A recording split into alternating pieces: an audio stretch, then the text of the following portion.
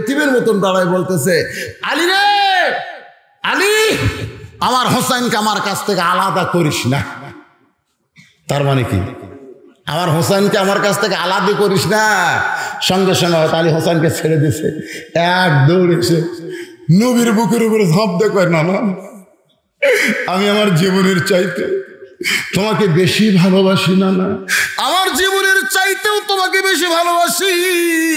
সঙ্গে সঙ্গে নবী আমার হোসেনের রক্তমাখা মুখে চুমু দিয়ে, নবীর মুখ রক্তাক্ত হয়ে গেছে, হোসেনের মুখ রক্তমাখা। আল্লাহ গো, তুমি সাক্ষী থাকো, হোসেন নিজের জীবনের চাইতে আমাকে বেশি ভালোবাসে, যার প্রমাণ কারবালার প্রান্তরে হোসাইন দিয়ে গেছে। আল্লাহ রাসূল বলে, নানু ভাই, এই কথাগুলো তুমি আমাকে একলা বলতে পারো যে নানার চাইতে কোন অংশে ছোট না, নানার চাইতে অনেক বড়, এগুলো একলা একলা কবা, এতগুলো মানুষের সামনে তুমি কসো। এই সাহাবীরা যে খেপে গেছে, দেখো তো ওমর কি খেপা খেপছে। তখন হোসেন বলতেছে, না না, আমার মনে হয় তোমারও মন খারাপ।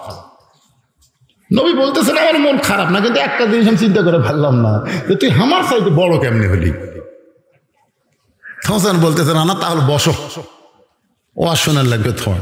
নবী যখন বসেছে তখন হোসেন বলতেছে, না না, আমার এক নম্বর প্রশ্ন হলো তোমার বাপ আর আমার বাপ, তুমি এখন বলো এই দুই বাপের মধ্যে কার বাপ বড়, তুমি কও।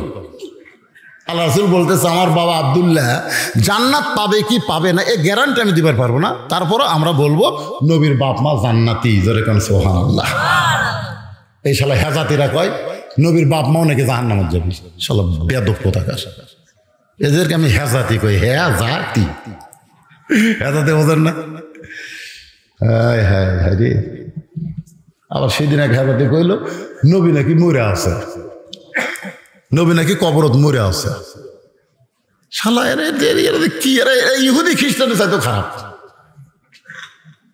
ইসলামের আলো জ্বলায়া দিয়া নবী ঘুমায়া আছেন সোনার মদিনায়, ইসলামের পতাকা উড়ায়া দিয়া নবী শুইয়া আছেন সোনার মদিনায়। যদি নবী মরে থাকতো তাহলে ফেরেশতারা এই দরুদ নিয়ে কার কাছে পৌঁছাইতো? আপনাদের কি ধারণা আমাকে নবী মরে আছে? মরে আছে?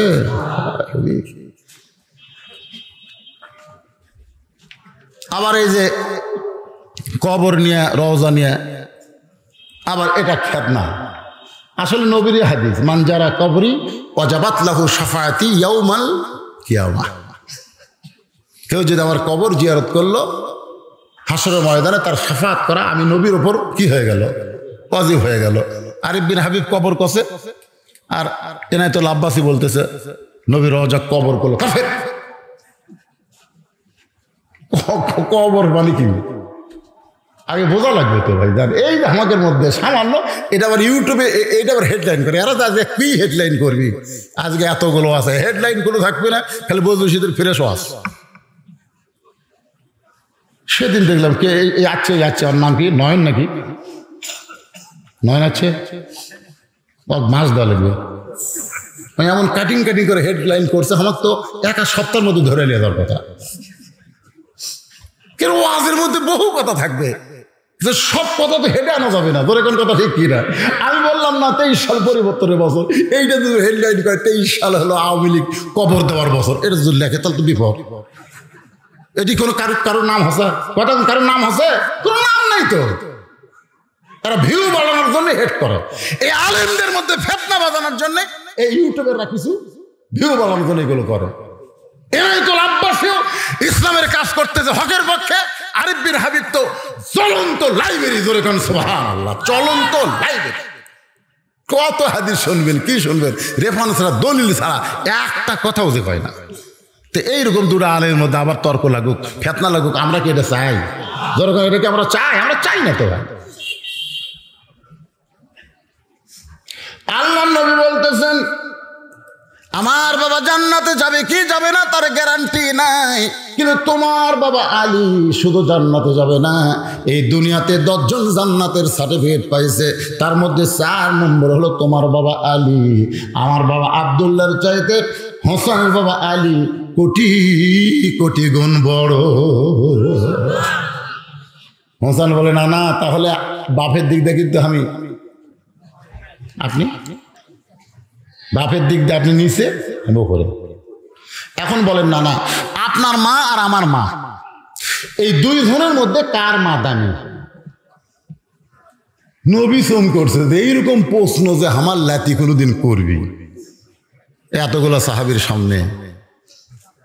আল্লাহ নবী বললেন আমার মা আমিনা জান্নাত পাবে কি পাবে না সেই গ্যারান্টি আমি নবী দিবার পারবো না। আর হোসেনের মা ফাতেমা শুধু জান্নাত পাবে না, জান্নাতি নারীদের নেত্রী হবে। আমার মা আমিনার চাইতে হোসেনের মা ফাতেমা আল্লাহর কাছে কোটি কোটি গুণ বড়। হোসেন বলে না না, তাহলে মায়ের দিক দেখ, তুমি কিন্তু নিচে থাকলে আমি মায়ের দিক দিয়ে উপরে চলে গেলাম। এখন 3 নম্বর প্রশ্ন, নানা বলো তো তোমার নানা আর আমার নানা এই 2 জনের মধ্যে কার নানা বড়? এই কথা যেই মাত্র হোসেন করেছে সঙ্গে সঙ্গে হযরত ওমর দৌড়ে এসে হোসেনের মুখে চুমু দিয়ে বলে বাবা এত দামি কথা তুমি বলবে বাজান, আমরা কোনোদিন কল্পনা করি নাই। তোমার নানার নানা ওয়াহাব জুহুরিকে দুনিয়ার কেউ চিনে না, আর হোসেনের নানাকে শুধু দুনিয়ার মানুষ না, আল্লাহ কোরআনে করছে ঘোষণা ওয়া ইন্নাকা লাআলা খুলুকিন আযীম। বিশ্ব নবীর চরিত্র ফুলের মতো না, ফুলের চাইতেও পবিত্র। বিশ্ব নবীর চরিত্র আমার নেতা তোমার নেতা। ও বাবা তুমি আমাকে মারছো বাবা, ফেলে দিয়েছো বাবা, তুমি কি আমারে চেনো? তালিরা শরীর থরথর করে কাঁপতেছে, কিন্তু আল্লাহর কোরআনকে সুবহানাল্লাহ বলো। বেটা যতই চিনো টিনো কোক, সবচেয়ে আগে চেনা লাগবে কি? কোরআন। কোরআনের মহব্বতে ওই জান্নাতি খাবার টোবলা নিয়ে দরজা খুলছে, দরজা খুলে দেখে ফকির দাঁড়ায় আছে। যে ফকির কান্দর চড়াচ্ছে, হাঁটতে আর পারে না, যে ফকির শুতে হচ্ছে চাদরের উপর, সেই ফকির খাড়া হয়ে আছে। বাড়ির মধ্যে বউ পড়ে আছে, সন্তান পাও ধরেছিল, হ্যাঁচকা টান মারছে, হাতে জান্নাতের খাবার। আলী চিল্লাবে ফকির 3 দিন হলে না খেয়ে আছিস, লড়বার পারিস না, আমার কান্দে চড়ে দরজা পর্যন্ত নিয়ে আসলাম, চাদরে শুয়ে রাখলাম, দাঁড়ায় আছিস কেন? ফকির বলতেছে ওয়ালাইকুম আসসালাম। আলী চুমকে উঠছে, কে রে, সালাম দিলাম কখন, উত্তর দিল কখন? ফকির তুই তো আসলে ফকির না, বল বল তুই কে? কে রে তুই কে? আসলেই তো ফকির না, আসলে তাহলে কে? মুসলমান হিসাবে আমাদের জানার একটু অধিকার আছে না নাই? আল্লাহ কোরআনে বলেছেন আল্লাযী খালাকাল মাউতা ওয়াল হায়াতা লিয়াবলুয়াকুম আইয়ুকুম আহসানু আমালান ওয়া হুয়াল আজিজুল গফুর। পরীক্ষা হবে ভাই, পরীক্ষা হবে, লিয়াবলুয়াকুম তোমাদের পরীক্ষা করা হবে। কিসের পরীক্ষা? সাবজেক্ট কি? আহসানু আমালা। নাস্তিকেরা প্রশ্ন করছে মুসলমানদের। 2 নম্বর প্রশ্ন হলো তোমাদের আল্লাহর ঢপ কেমন, তোমাদের আল্লাহর চেহারা কেমন? আমরা যারা কলেমা পড়ে আল্লাহকে বিশ্বাস করেছি, আমরা কি কোনোদিন আল্লাহকে দেখছি নাকি? একজন দেখবার চাইছিল, কোরআন শরীফের মধ্যে আছে, তার নাম হলো মুসা কালিমুল্লাহ। মানে আল্লাহর সঙ্গে কথা বলতে বলতে এমন প্রেম হয়ে গেছে যে আল্লাহ দেখবার চাইছে, রব্বি আরিবি, আল্লাহ আল্লাহ তোমাকে একটু দেখবার চাই আল্লাহ। আল্লাহ বলেছে লান তারানি, সম্ভব না। মুসা নবী আল্লাহ দেখবার চাই পারেনি, আর আমরা দেখবার চাইলে হবে? কিন্তু আল্লাহর নবী বলেছেন, বুখারী শরীফের হাদিস, আনতা আবুদুল্লাহ কাআন্নাকা তারাহু ফাইন লাম তাকুন তারাহু ফাইন্নাহু ইয়ারাকা। যখন তোমরা আল্লাহর ইবাদতের মধ্যে শামিল হবে, ইবাদতের মালিক আল্লাহকে তোমরা দেখতে পাবে। যদি দেখা সম্ভব না হয়, আল্লাহ যে তোমাদেরকে দেখতেছে এই বিশ্বাস তোমাদের কলিজার ভিতরে চলে আসবে। এক বক্তা বলেছিল যে কোন একজন আল্লাহর ওলি নাকি আল্লাহকে 50 বার দেখছে। কতবার দেখছে? মুসা নবী কিন্তু দেখবার পায়নি, আর কোন এক আল্লাহর ওলি নাকি 50 বার দেখছে। আজকে আমাদের বাংলাদেশে নবীদের চাইতে, সাহাবীদের চাইতে অনেক মুরিদেরা পীর সাহেবকে বেশি মূল্য দেয়। জোরে কোন কথা ঠিক কিনা? অথচ গোটা বাংলাদেশে আপনি খোঁজলে দেখেন, কোন পীরের বউ পীরের কাছে মুরিদ হয়নি। খোঁজলে দেখেন, আমার এলাকার যে কটা পীর আছে, পীরের বউয়ের কাছে তো আমি যাওয়ার পারি না। আমার চাচি খালা এদেরকে নিয়ে খোঁজ নিছি, যা বলছে যে আপনার স্বামী তো পীর সাহেব, আপনি কি স্বামীর হাতে মুরিদ হোসেন? বউ বলতে তো আমার স্বামী কিসের পীর, সেটা শয়তান। নিজের বউয়ের কাছে যে স্বামী শয়তান, ওই হচ্ছে পীর, ওই হচ্ছে পীর। এরকম আছে না নাই? যেরকম আছে না নাই? তোমাদের আল্লাহ কোন দিক হয়ে বসে আছে? আল্লাহ ব্যাপারে 3টা প্রশ্ন কিন্তু নাস্তিকরা অটোমেটিক করে ফেলেছে। 1 নম্বর হলো আল্লাহ কোথায় আছে, আল্লাহ দেখান লাগবে। 2 নম্বর হলো তোমাদের আল্লাহর ভাব কেমন, চেহারা কেমন। 3 নম্বর তোমাদের আল্লাহ কোন দিক হয়ে বসে আছে। 4 নম্বর প্রশ্ন হলো তোমাদের আল্লাহর আগে কে ছিল এই দুনিয়ায়? তোমাদের আল্লাহর আগে কে ছিল? কে ছিল আল্লাহর আগে? কে ছিল? ছিল? একবার পড়েন, একবার পড়লে 10 পারা কোরআন পড়ার সব পাবেন। কয় পারা? 10 পারা। বিসমিল্লাহ করে শুরু করেন।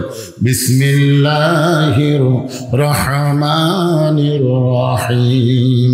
কুল হু আল্লাহু আহাদ আল্লাহুস সামাদ লাম ইয়ালিদ ওয়া লাম ইউলাদ ওয়া লাম ইয়াকুল লাহু কুফুয়ান আহাদ। তোমরা বলো তোমাদের নবী হলো বিশ্ব নবী। তোমাদের নবী নাকি আল্লাহর সঙ্গে মেরাজ করেছেন। আসমানের কোন দরজা দিয়ে নবী আল্লাহর কাছে গেল, এই দরজা দেখান লাগবে। আজ থেকে 1300 বছর আগে মুসলমানদেরকে লক্ষ্য করে নাস্তিকদের পক্ষ থেকে 6টা প্রশ্ন করা হয়েছে। আল্লাহ ব্যাপারে 5টা, নবী ব্যাপারে 1টা, সর্বমোট কয়টা? 1300 বছর আগে। এখন নাস্তিকেরা যদি প্রশ্ন করে যে নিচে খেয়ার উপরে সামিয়ানা, বক্তারা কয় বেহেশতের বাগান, আর তোমরা কও ঠিক। কিন্তু এইটা যদি বেহেশতের বাগান হয় তো বেহেশত ঘরটা ভালো না রে, কারণ বাগান দেখলেই তো বোঝা যাবে। তাহলে আপনারা উত্তর কি দিবেন? সবাই চুপ করে আছেন, মানে উত্তর জানা নেই। মানে আমরা মুসলমান এমন অবস্থা হচ্ছে, বুঝলেন? এক হিন্দু মসজিদে ধার দেয়, প্রতিদিনই যায়। প্রতিদিন একটা হিন্দু মুসলমানের মসজিদের সাইড দিয়ে যায়। তো ওই মসজিদে এক মুসলিমের সাথে হিন্দুর আবার খুব মহব্বত। তো একদিন বলছে যে ভাই, আমি তোরকে মসজিদের ধার দিয়ে যাই, তোকে তো মসজিদের মধ্যেই দেখি, তোরকে ইমাম যে হামিদা হামিদা করে, সামি আল্লাহ মানে হামিদা, এই হামিদা কার বই? মানে হিন্দু মুসলমান জিজ্ঞাসা করছে। মুসলমান বলতেছে আমি 20টা বছর হলে নামাজ পড়তেছি, আমিও তো হামিদা শুনি রে, কিন্তু হুজুরের বউ না চাষি তার তো জানি না। কত বড় পাগল! এ হামিদা মানে কি সেটাই জানে না। এরকম মুসল্লি আসে না? কতক্ষণ আসে না? নাই। আমি 90% মুসলমানকে মুসল্লি পাইছি মসজিদে ডান পায়ে কেন ঢোকে আসবেন তো জানে না।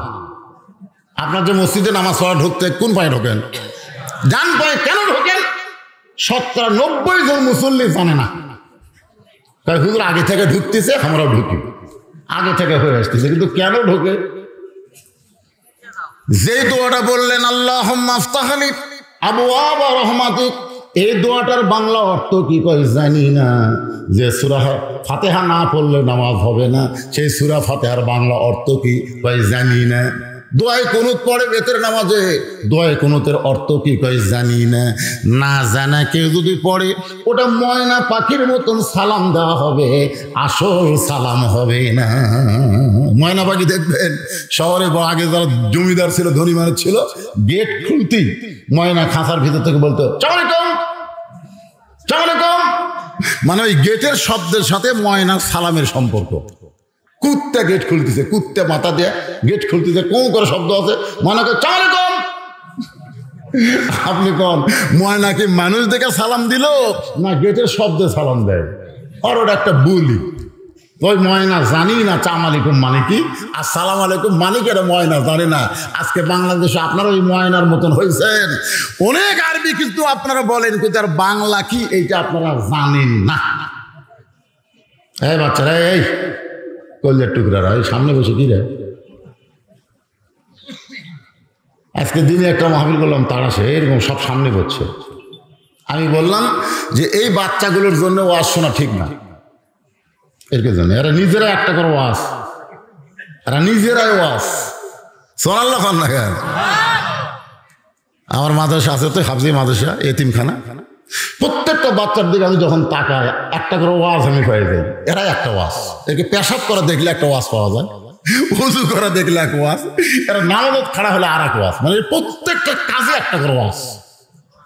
এরা যখন খাচ্ছে, খাবার দেখে, খাবার যে বসার সাইজ দেখলেও আপনার কলজে ভরে দেবে। এরা খাচ্ছে, খাতে একটা ভাত পড়ছে, টপ করে তুলে সেটা আবার কি করতেছে আপনি খালি দেখবেন। এরকে প্রত্যেকটা জিনিস দেখলি একটা করে ওয়াজ।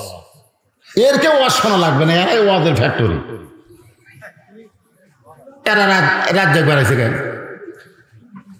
যে কোরআন শরীফ সামনে ধরতেছে, এই কোরআন তোমরা স্পর্শ করো উজু ছাড়া, এই বাচ্চাগুলা জীবনে নাপাক হয় না। সুবহানাল্লাহ না কেন?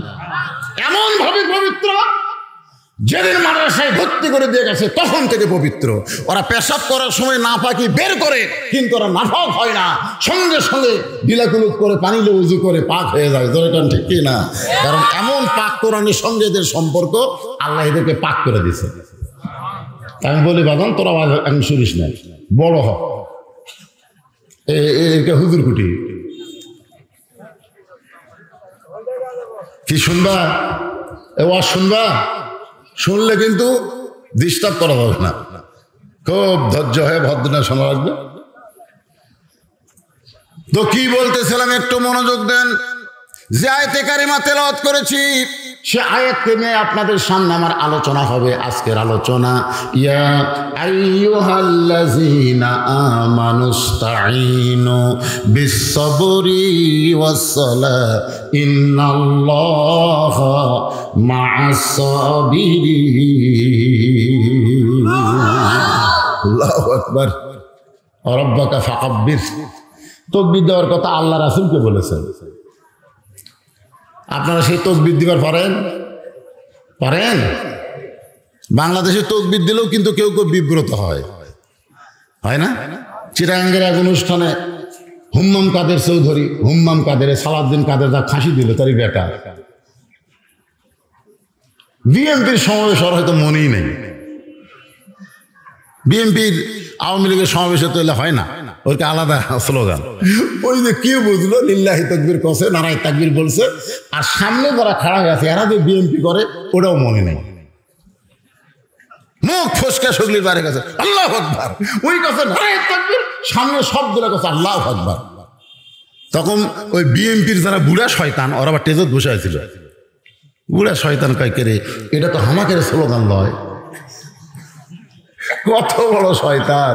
তুমি জন্ম নেওয়ার সময় আল্লাহু আকবার তোমার কানের শূন্য হয়েছে, মরে যাও তোমার লাশ সামনে নিয়ে জানাজার ইমাম আল্লাহু আকবার শোনাবে। জোরে করে কথা ঠিক কি না?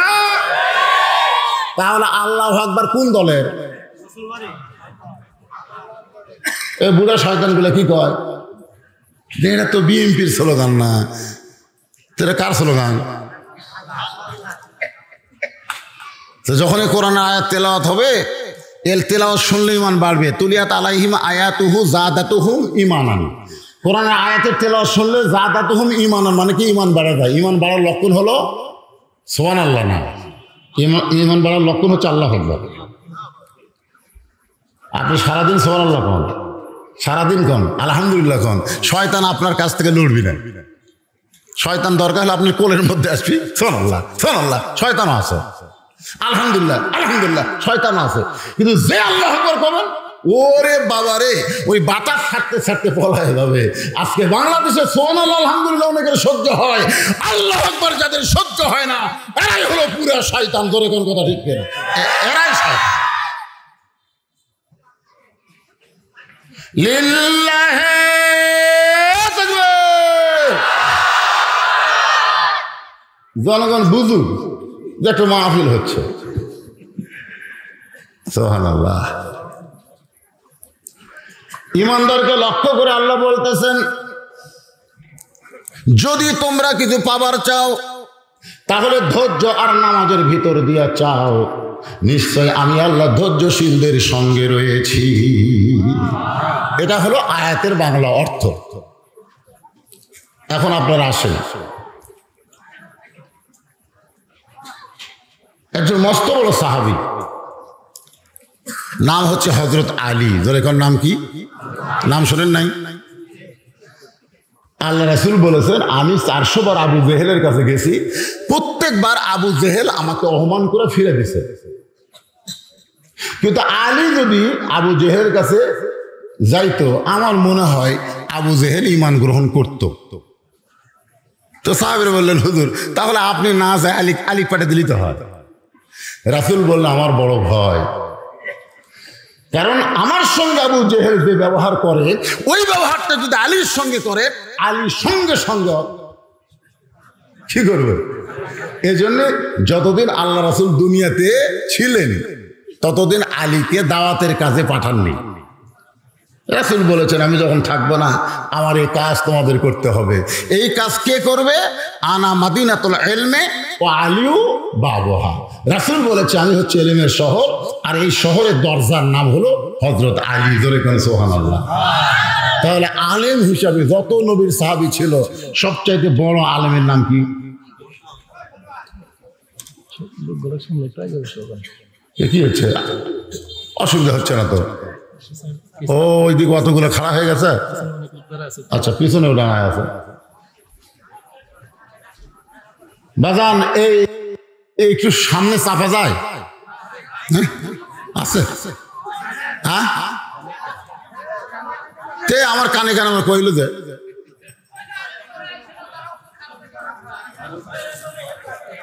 এই বাবা, তোমরা যদি বসবার চাও ভিতরে এসে বসো। আচ্ছা ঠিক আছে। এনারা হচ্ছেন মেজমান, বোঝেন না? আর আপনারা যারা ওয়াজ শুনতে আইছেন তারা কি? মেহমান। মেহমানদের বসতে দেওয়া সুন্নাত। এই জন্য ওনারা বলতে, যেহেতু দেখেন তো যারা বাহিরে দাঁড়িয়ে আছে, আশেপাশে আছে, তাদেরকে বসানো যায় কিনা। এই জন্য কি হলো, এখানে কি হয়েছে? কিছু অসুবিধা হয়েছে? হ্যাঁ, একটু চাপেন, জিকির করেন আর চাপেন, যা হয় পিছনে ফাঁকা থাকে, অসুবিধা নেই। চাপা আপনারা আসেন, যারা আশেপাশে রাস্তা আছে তোমরা এসে বসো। লা ইলাহা ইল্লাল্লাহ, লা ইলাহা ইল্লাল্লাহ, লা ইলাহা ইল্লাল্লাহ, লা ইলাহা ইল্লাল্লাহ, লা ইলাহা ইল্লাল্লাহ, লা ইলাহা, লা ইলাহা ইল্লাল্লাহ, মুহাম্মাদুর রাসূলুল্লাহ সাল্লাল্লাহু আলাইহি ওয়াসাল্লাম।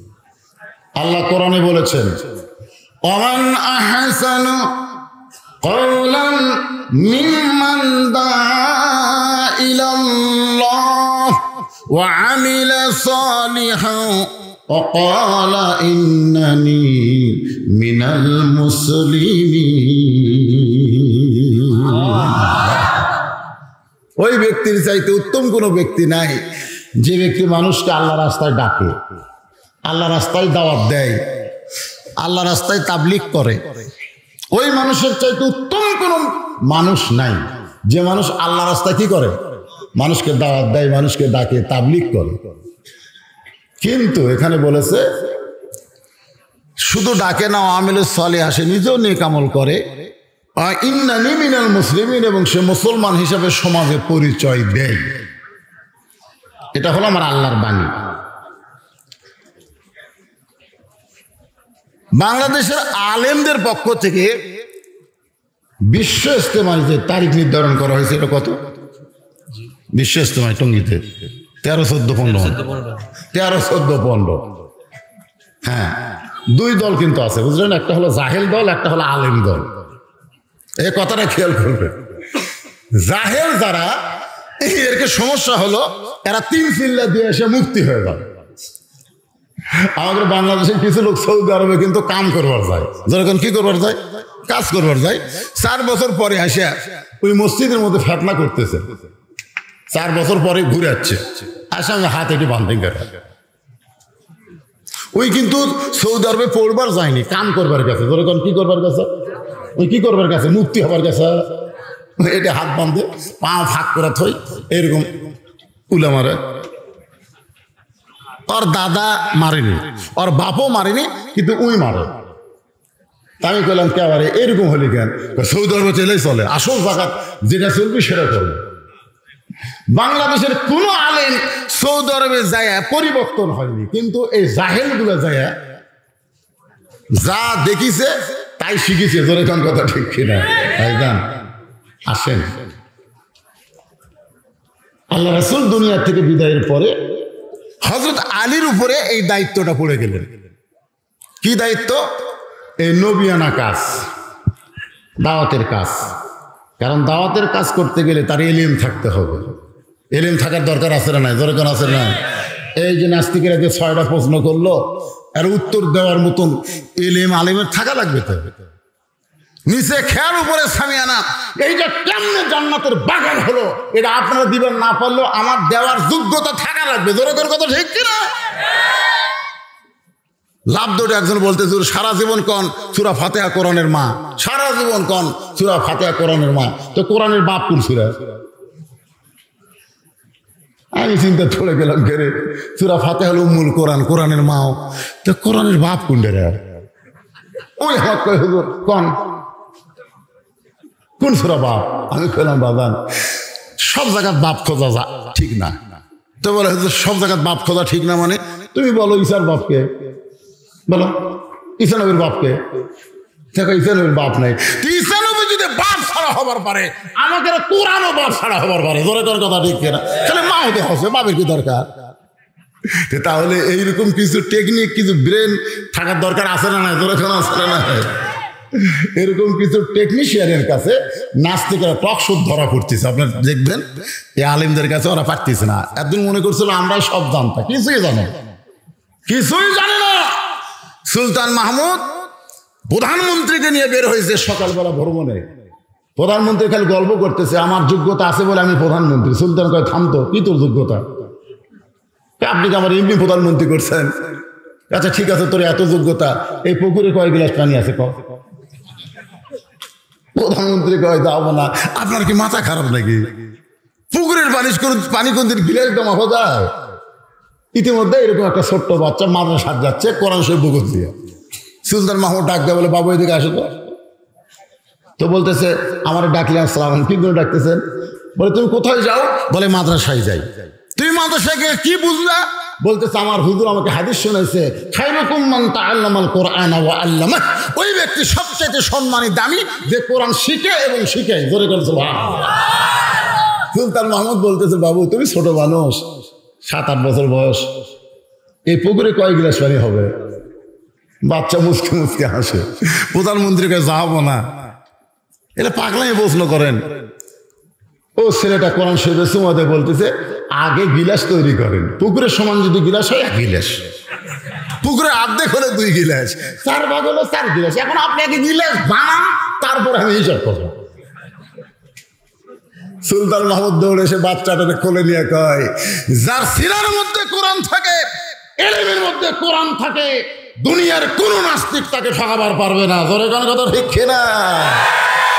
এই কোরআন খালি পড়ার জন্য আসে নাই তো, সব কিছুই আল্লাহ এই কোরআনের মধ্যে দিয়ে দিছে। সবকিছু তো আজকে আমি বলতে পারবো না, যতদূর বলি একটু মনোযোগ দিয়ে আপনারা শুনবেন। আল্লাহ নবী দুনিয়া থেকে বিদায়ের পরে এরকম দাওয়াতের কাজ করে হযরত আলী নিজের বাড়ির দিকে ফিরতেছেন। কারণ নবীর দাওয়াতের কাজ করবার গেলে বাড়ির দিকে ফেরা লাগবে, বাড়ি ছাড়া ফিরা লাগবে। 2 দিন হোক 3 দিন হোক ফিরার আসার দরকার আছে না নাই? গভীর রাত্রে যখন আল্লাহ রাসূল দরজা দাঁড়াতেন, সঙ্গে সঙ্গে মা খাদিজা দরজা খুলে দিতেন। আল্লাহ রাসূল বললেন, খাদিজা আপনাকে তো ডাক দেওয়া লাগে না, আমি যত রাতিয়ে ফিরে আসি না কেন দরজা দাঁড়ালেই দরজা খুলে দেন, ব্যাপার কি? খাদিজা বলে, হুজুর আমার বিশ্বাস আপনি যতই দাওয়াতের কাজ করেন আপনি বউকে ভুলে যাননি, আপনি বউকে ভুলে যান নাই, আপনি বউয়ের কাছে আসবেন এই আশায় আমি দরজায় দাঁড়িয়ে থাকি, আপনি আসলে একসঙ্গে আপনাকে নিয়ে ঘুমাবো। আল্লাহ তাআলা বললেন, হুন্না লিবাসুল লাকুম ওয়া আনতুম লিবাসুল লাহুন্না। স্বামী হলো বিবির পোশাক, বিবি হলো স্বামীর পোশাক। ধরে কান সুবহানাল্লাহ। তার মানে বোঝা গেল নবীর দাওয়াত হচ্ছে তুমি যেখানেই দাওয়াতের কাজ করবার চাও আবার পরিবারের কাছে ফিরে আসা লাগবে, কারণ পরিবার তোমাকে নিয়ন্ত্রণ করতে হবে। প্রত্যেকটা অভিভাবককে, প্রত্যেকটা পরিবারের জন্য আল্লাহ রাখাল স্বরূপ দুনিয়াতে প্রেরণ করেছে। জোরে করে কথা ঠিক কিনা? ওই মুয়াজ্জিন আমাকে বলে, হুজুর আগে তো আমি আজান দিতাম কিন্তু এরকম হতো না, এখন কি হয়েছে? ফজর আজানে যখনই শুরু করি তখন কতগুলো কুত্তে দৌড়ে আসে হুজুর। আমি আজান শুরু করতে ওরা বাংলার কাছে, আমি আজান দিই এরা উ করে। আপনাকে এলাকাতে এরকম হয়? মুয়াজ্জিন আজান দিলে কুত্তে কিন্তু লোকমা দেয়। তাকে মুয়াজ্জিন বলে, হুজুর এইরকম কুত্তে উ করে কেন? আমি বললাম, মুয়াজ্জিন আমাকে চিন্তা করা লাগবে কি জন্য কুত্তে এরকম করে। কুত্তে তো আগে এরকম করতো না, আগেকার মুয়াজ্জিন আজান দিচ্ছে তখন তো করেনি, এখন করে কেন? তো একদিন আমি চিন্তা করলাম কি খবর, মুয়াজ্জিনের কাছে গেলাম, যা বললাম যে ছেলে মেয়ের খবর কি? তো মুয়াজ্জিন বলতেছে আমার 2 আড়িয়া, মানে ছেলে বলতেছে আমার 2 আড়িয়া, সারাদিন ঘরে সারা রাত ঘুমাই, এক সালাও নামাজ পড়ে না। আমি বললাম এই জন্য কুত্তা লোকমা দিছে, কেন আল্লাহ বলেছে কু আনফুসাকুম ওয়া আহলিকুম নার, জাহান্নামের আগুন থেকে বাঁচতে গেলে একলা বাঁচলে হবে না, তোমার আহালদের নিয়ে বাঁচা লাগবে। জোরে কোন কথা ঠিক কি না? তুমি মুয়াজ্জিন আযান দাও আসসালাতু খায়রুম মিনান নাওম, তোমার ছেলে শুনতে পায় না, এই জন্য তোমার আযান কুত্তা সহ্য করতেছে না। কি মনে করতেছেন? হযরত আলী দাওয়াতের কাজ করে নিজের বাড়ির দিকে যখন ফিরতেছেন এমন সময় রাস্তার পাশে তাকায় দেখেন একটা মানুষ পড়ে আছে। খুব খেয়াল করে শুনবেন, মরে আছে না জীবিত আছে এইটা জানার জন্য হযরত আলী সালাম দিলেন, কারণ মরা মানুষকেও সালাম দেওয়া যাবে। গোরস্থানের পাশ দিয়ে যদি যান আপনি সালাম দেবেন, যদিও সালামের উত্তর পাবেন না, কিন্তু যাদেরকে সালাম দেবেন তাদের জন্যই আল্লাহ রহমতের দরজা খুলে দিবে। আপনার যখন গোরস্থানের পাশে দিয়ে যান সালাম দেন না, আপনার কি উত্তর পান? কিছুদিন আগে একজন পাশে এটা ফেসবুকে দিছে, মানে মাঝে মধ্যে কবর যায় আর বাপের কবর জিয়ারত করে যাই বলতেছে আসসালামু আলাইকুম আহলাল কুবুর। একজন লোক আসছিল কাছের কাছে, ওয়ালাইকুম আসসালাম, যেই কষে বুঝলেন স্যান্ডেল খেয়ে দৌড়। মানে তারপরে যদি বলে ভাই চলো কবর, বাপ মা না না না আর যাবো না ভাই, যে ভয় খাওয়া খাসি আমি আর যাবো না। মানে শয়তান তোর এমন ভাবে ধোকা দিছে। আজকে সমাজে কোনো ছেলে যদি ভালো হবার চায় অনেক শয়তান ছেলে তাদেরকে নষ্ট করার পায় তারা করে। জোরে কোন কথা ঠিক কিনা? কারণ বর্তমানে যুবকদের যে চরিত্র আমি দেখতেছি, এই ইয়ং জেনারেশনকে যেভাবে দেখতেছি, স্বয়ং জিবরাইল এসেও যদি ওয়াজ করে এদেরকে ভালো করা যাবে না, এদেরকে ভালো করার কোনো সম্ভাবনা নাই। এই মোবাইল এদের জীবন ধ্বংসের একেবারে দ্বার প্রান্তে পৌঁছা দিছে। যেরকম কথা ঠিক কিনা? এই মোবাইল এই ইয়ং জেনারেশনকে এমন জায়গায় নিয়ে গেছে সেখান থেকে ফিরে আনা খুব কঠিন। বক্তার ওয়াজ দিয়ে এই যুবকদেরকে সাইজ করা যাবে না, এমনকি স্বয়ং জিবরাইলও যদি ওয়াজ করে তাও এরা সে ওয়াজ শোনা ভালো হবে না। তাহলে আপনার বলুন হুজুর এভাবে কি সমাজ ধ্বংস হবে? ধ্বংস হবে না। এই সমস্ত যুবকদেরকে ভালো করতে গেলে একটা মন্ত্র লাগবে, সেই মন্ত্র হলো অনুনাজ্জিলু মিনাল কুরআনি মা হুয়া শিফাউ ওয়া রাহমাতুল লিল মুমিনিন। এই যুবকদের ভালো করতে গেলে বর্তমান সরকারের আইন দেওয়া হবে না, পুলিশের আইন দেওয়া হবে না, র্যাবের আইন দেওয়া হবে না, মানুষের তৈরি করা আইন দেওয়া হবে না। এই যুবকদেরকে ভালো করতে গেলে আমার আল্লাহর কোরআনের আইন লাগবে। ধরে গণ ঠিক কিনা? কি হয়েছে জানেন, আমার এলাকাতে হয়েছে আর্জেন্টিনার ব্রাজিল, আর্জেন্টিনার ব্রাজিল, আমি তো এগুলো বুঝি না, পতাকা বানাচ্ছে, পতাকা। তা আর্জেন্টিনারা বানাচ্ছে 200 হাত, 500 হাত, ব্রাজিলেরা বানাচ্ছে 300 হাত পতাকা, গোটা রাস্তা পতাকা, খালি এই পতাকা চলছে। এই ছেলেরা সেলুনে যা বলতেছে যে আমার চুল মেসির কাটিং করো, মেসি যেভাবে চুল, আর আমারটা নেইমারের মতন করে দাও। আপনারা বলেন তো, যেই যুবক মেসি নেইমারকে অনুসরণ করে মাথার চুল কাটতেছে, আর্জেন্টিনার পতাকা বানায়, ব্রাজিলের পতাকা যেই যুবকেরা বানাইতেছে, এই যুবককে কি দিয়ে ভালো করবেন? আপনি কি জানেন আর্জেন্টিনায় নামাজ তো দূরের কথা, আজান দিবার দেয় না, আজান দিবার দেয় না। ব্রাজিলে কোরআন তেলাওয়াত করতে দেয় না। মেসিকে সাংবাদিক জিজ্ঞাসা করছে যে পৃথিবীর মধ্যে আপনার একটা ভক্ত দেশ আছে, সে দেশের নাম হলো বাংলাদেশ। মেসি বলতেছে বাংলাদেশ কি? মেসি বলতেছে বাংলাদেশ কি? বাংলাদেশ একটা দেশ। আমি তো জানি না। পরে মানচিত্র দেখে 1 লোক ঠেকানোর মধ্যে একটা দেশ আছে, তার নাম বাংলাদেশ। কোটি কোটি ভক্ত, মেসি কয় আমি ওই দেশের নামই জানি না। যেই দেশের নাম মেসি জানে না, সেই মেসির মতন চুলের কাটিং তুমি করতেছো যুবক। তুমি তো জানো না, মান তাশাব্বাহা বিকওমিন ফাহুয়া মিনহুম, যেই জাতকে অনুসরণ করবে সেই জাতের সাথে তার হাসর হবে। মেসির সঙ্গে নেইমারের সঙ্গে যাদের হাসর হবে, এরা কোনোদিন জান্নাতের দরজা দেখবার পাবে না। ধরে কোন কথা ঠিক না? ফিরে আসো বাবা, ফিরে আসো, আর পাগলামি করিস না রে যুবকের, আর করিস না বাবা। কি পাগল! আমি প্রশাসনের লোকজনকে বলি যে আপনারা বাংলাদেশে কোনো লোক যদি পাকিস্তান মনে করেন বিশ্বকাপে চান্স পেল, মনে করেন এই ফুটবল বিশ্বকাপে পাকিস্তান চান্স আছে, তাহলে ব্রাজিলের পতাকা টাঙ্গাচ্ছে, আর্জেন্টিনার পতাকা টাঙ্গাচ্ছে, কেউ যদি পাকিস্তানের পতাকা টাঙ্গায়, কথা কন না কেন, কেউ যদি টাঙ্গায়, খালি রাজাকার ওর 14 গোষ্ঠী ধরে নেবে। ভিতরের কথা ঠিক না? আমি বলবো যে পাকিস্তানের পতাকা টাঙ্গালি যদি আপনাদের কলজাটা আগুন লাগে, বাংলাদেশের জমিনে শুধু বাংলার পতাকা থাকবে, অন্য কোন দেশের পতাকা উঠবে না। ধরে কথা ঠিক না? ওই ইহুদি খ্রিস্টানদের দেশের পতাকা আমাদের বাংলাদেশে কেন উঠবে? আমি বাবাকে বলতেছি, আপনি কেমন বাপ? আপনার ছেলে বিল্ডিং এর উপরে ব্রাজিলের পতাকা টাঙ্গাই দিচ্ছে, আপনি কেমন বাপ? আপনি কেমন বাপ? আপনার ছেলে বিল্ডিং এর উপরে আর্জেন্টিনার পতাকা টাঙ্গাছে, আপনি কেমন বাপ? একটু মনোযোগ দিয়ে শোনেন। হযরত আলী বোঝার জন্য সালাম দিলেন, লোকটা জীবিত আছে না মারা গেছে, রাস্তার পাশে পড়ে আছে, এই জন্যই সালাম দিলেন।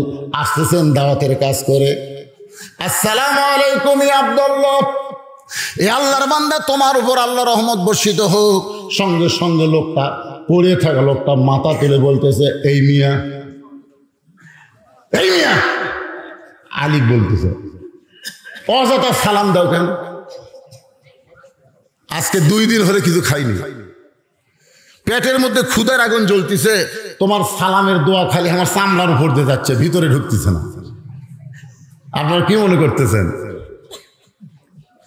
আমার পেটে যদি ক্ষুধার আগুন জ্বলে, কেউ যদি খালি বারবার সালাম দেয়, ওই সালাম দিয়ে কি আমার ক্ষুধার আগুন নিভবে? বর্তমান প্রধানমন্ত্রী কি করেছে, আগামী 23 সাল দুর্ভিক্ষ। মারাত্মক কিন্তু কথা। দেশের প্রধানমন্ত্রী যদি এই কথা কয় যে 23 সাল বাংলাদেশ দুর্ভিক্ষ হবে, আপনাদের কি মনে হয়? যেই দেশে একটা পাখি উড়ে যাওয়ার সময় পায়খানা করলে মাটি পড়লে একটা গাছ হয়। আমরা আগে জাম খাসি, আম খাসি, গাছ লাগে খাসি,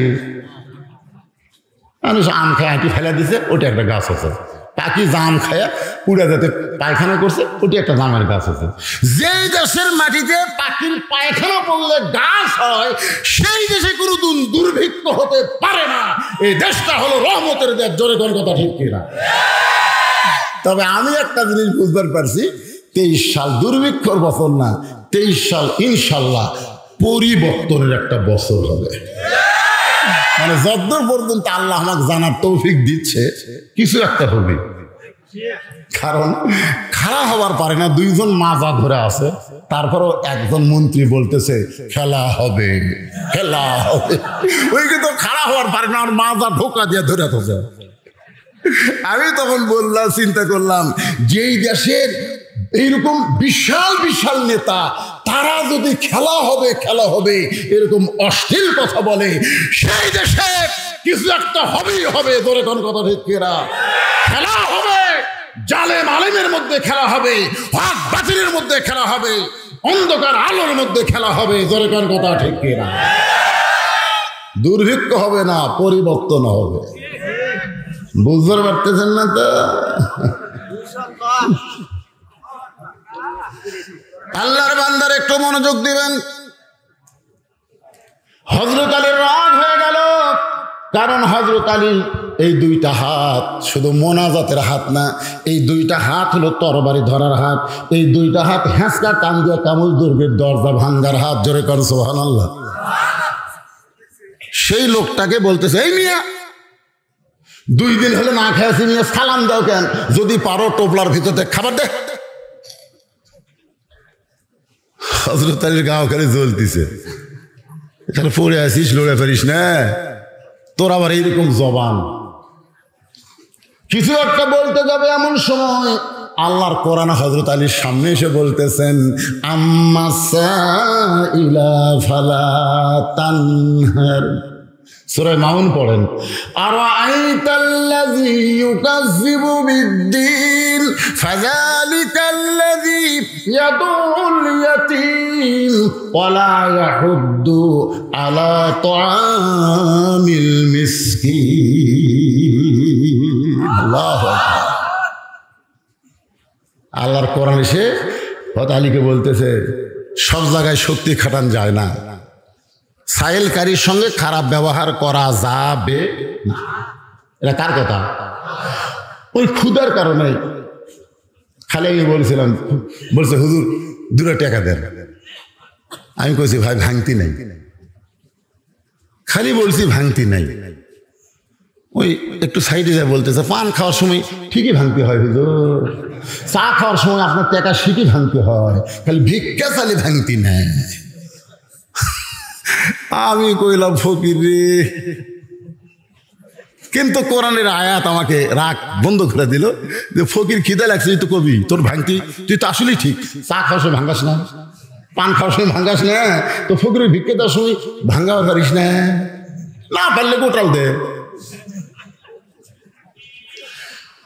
হযরত আলী বলতে, ভাইজান আমি দাওয়াতের কাজ করে নিজের বাড়ির দিকে ফিরতেছি, এই মুহূর্তে আমার সামনে আমার কাছে কোনো খাবার নাই, আমি তোমাকে খাবার দিবার পারলাম না। তুমি যদি কষ্ট করে আমার বাড়ি পর্যন্ত যাবার পারো, তাহলে আমার বাড়ি থেকে তোমার সামনে খাবার দেব ইনশাআল্লাহ।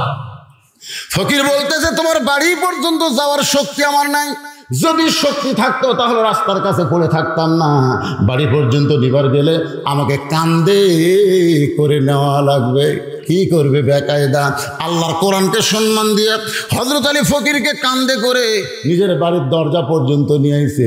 ফকির কান্দে চলেছে, দাওয়াতকারী হযরত আলীর কান্দে। এই দরজায় যখন নামাবে, এমন সময় আলীর সামনে ইমান বলতেছে, আলী রে, হাসরের ময়দানে আল্লাহ বলবেন, আমি তোমার দরজায় ভিক্ষা করতে গেছিলাম, তুমি কেন ভিক্ষা দিলে না? হাসরের মানুষ বলবে, আল্লাহ আপনি কি কোনোদিন ভিক্ষুক হতে পারেন? আপনি কেন ভিক্ষা করতে যাবেন? আল্লাহ বলে, বান্দা, তোর দরজায় কোনো ফকির যখন ভিক্ষা করতে গেছিল, আমি আল্লাহ তখন ফকিরের সঙ্গে ছিলাম। আলী চিন্তা করতেছে যে কাঁধ থেকে ফকিরকে নামে কোথায় রাখবো? মাটিতে রাখবো? ফকিরকে মানুষ কি দেয়? বসতে দেয়? ফকির কোনোদিন আপনার চেয়ার দিচ্ছেন? আমার এলাকার এক মানুষ কয়, হুজুর বাবা মরে গেছে, 2টা গরু জবকের অনুষ্ঠান করলাম হুজুর। এই বললাম, ভাই ফকিরের খবর কি? ফকিরা বলতেছে, আমরা গেছিলাম খাবার, কিন্তু আমাকে বসবার দেয়নি। আমাকে বলছে খেড়ের পালার কাছে যা, ওই সাইডে যা, বাঁচলে পাবো, না বাঁচলে পাবো না। আমি বললাম 2টা গরু না, 200 গরু যদি জব করো, তোমার বাপের কবর পর্যন্ত একটা নিকেও যাবে না, একটা নিকেও যাবে না। কারণ 5টা দলের জন্য আল্লাহর জান্নাত আশা করে আছে। তার মধ্যে একটা দল হলো মুতিমুল জাইয়ান, যারা ক্ষুধার থেকে অন্ন দান করে, তাদের জন্য আল্লাহর জান্নাত আশা করে আছে। তোমার বাবার সওয়াব পাবে। তুমি যদি সমস্ত ফকিরকে বাছাই করে খাওয়াও, তাহলে সওয়াব পাবে। ধনী মানুষকে খিলে তুমি তোমার বাবার কবরে সওয়াব পৌঁছাবা, এটা কখনোই সম্ভব না। জোরে কোন করতে ঠিক কিনা? হযরত আলী খেয়াল করে দেখলেন, তার টোপলার মধ্যে একটা চাদর আছে, যেই চাদরটা পরে তিনি নামাজ পড়েন। ওই চাদরটা এখন বের করে কি করবেন? ফকিরের জন্য বিছাই দিচ্ছেন। আল্লাহ কোরআনে বলেছেন, নান তানালুল বিররা হাত্তা তুনফিকু মিম্মা তুহিব্বুন।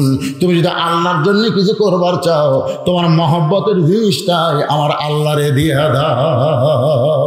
ওই চাদরটা মাটিতে বিছাই দিয়ে ফকিরকে হযরত আলী ওই চাদর উপরে বসায়া এখন দরজায় সালাম দিচ্ছেন। আমার মায়েরা যারা পর্দার অন্তরালে একটু মনোযোগ দিয়ে শুনবেন।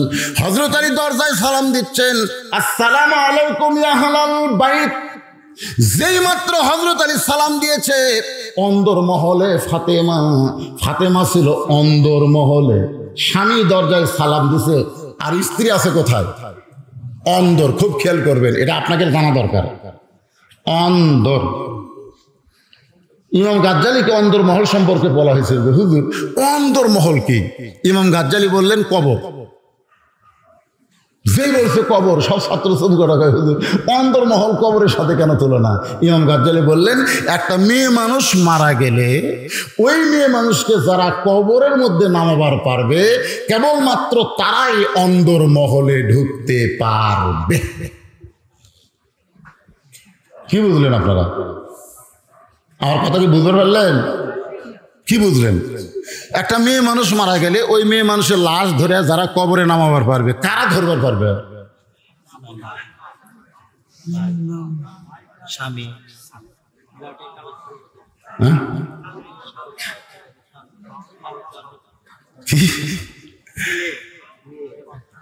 মেয়েকে কবর কি করে নামবে?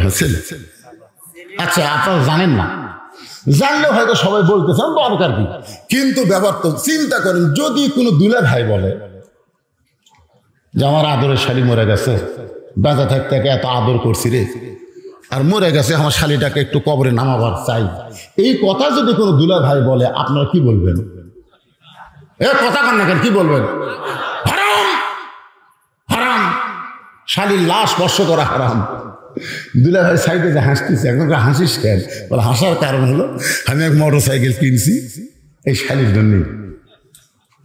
আমি যেটা বসে থাকি সেটা হলো দোপা, সেটা কি? আর পিছন দিকে উঠছে, দেখবেন কতগুলো মোটর সাইকেল করে নামছে, যেটি মরদ মানুষ বসে থাকে ওই জায়গায় কিন্তু নিচু, আর পিছন দিকে সিট এরকম উপর দিকে। মেয়ে মানুষ যদি বসে, হাইলে আর পিঠের সাথে যায়, শুয়ে থাকে, খুব মজা পায়। এই জন্য অ্যাক্সিডেন্টও বেশি হয়। জোরে ফল কথা ঠিক, এরকম মজা।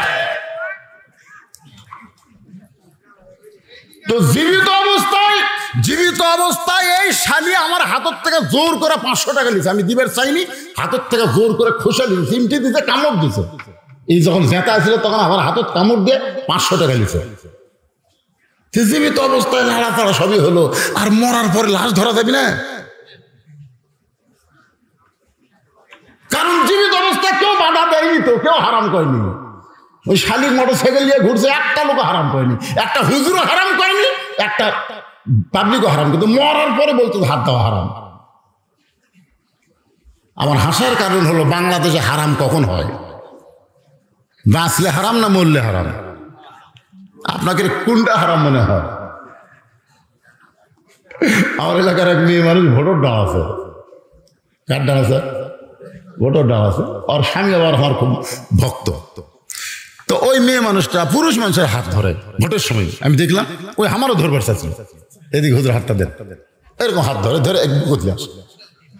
ওই মহিলা মেম্বার এইরকম দিয়েছে, ভাই ভাই ভোট কিন্তু দেওয়া কি ভাই, কি টেকনিক উঠে গেছে এবার, মানে সকলের হাত নিয়েছে ধাওয়ার ঠেকাতে, বুঝছেন না, উই আর না উঠে পারে।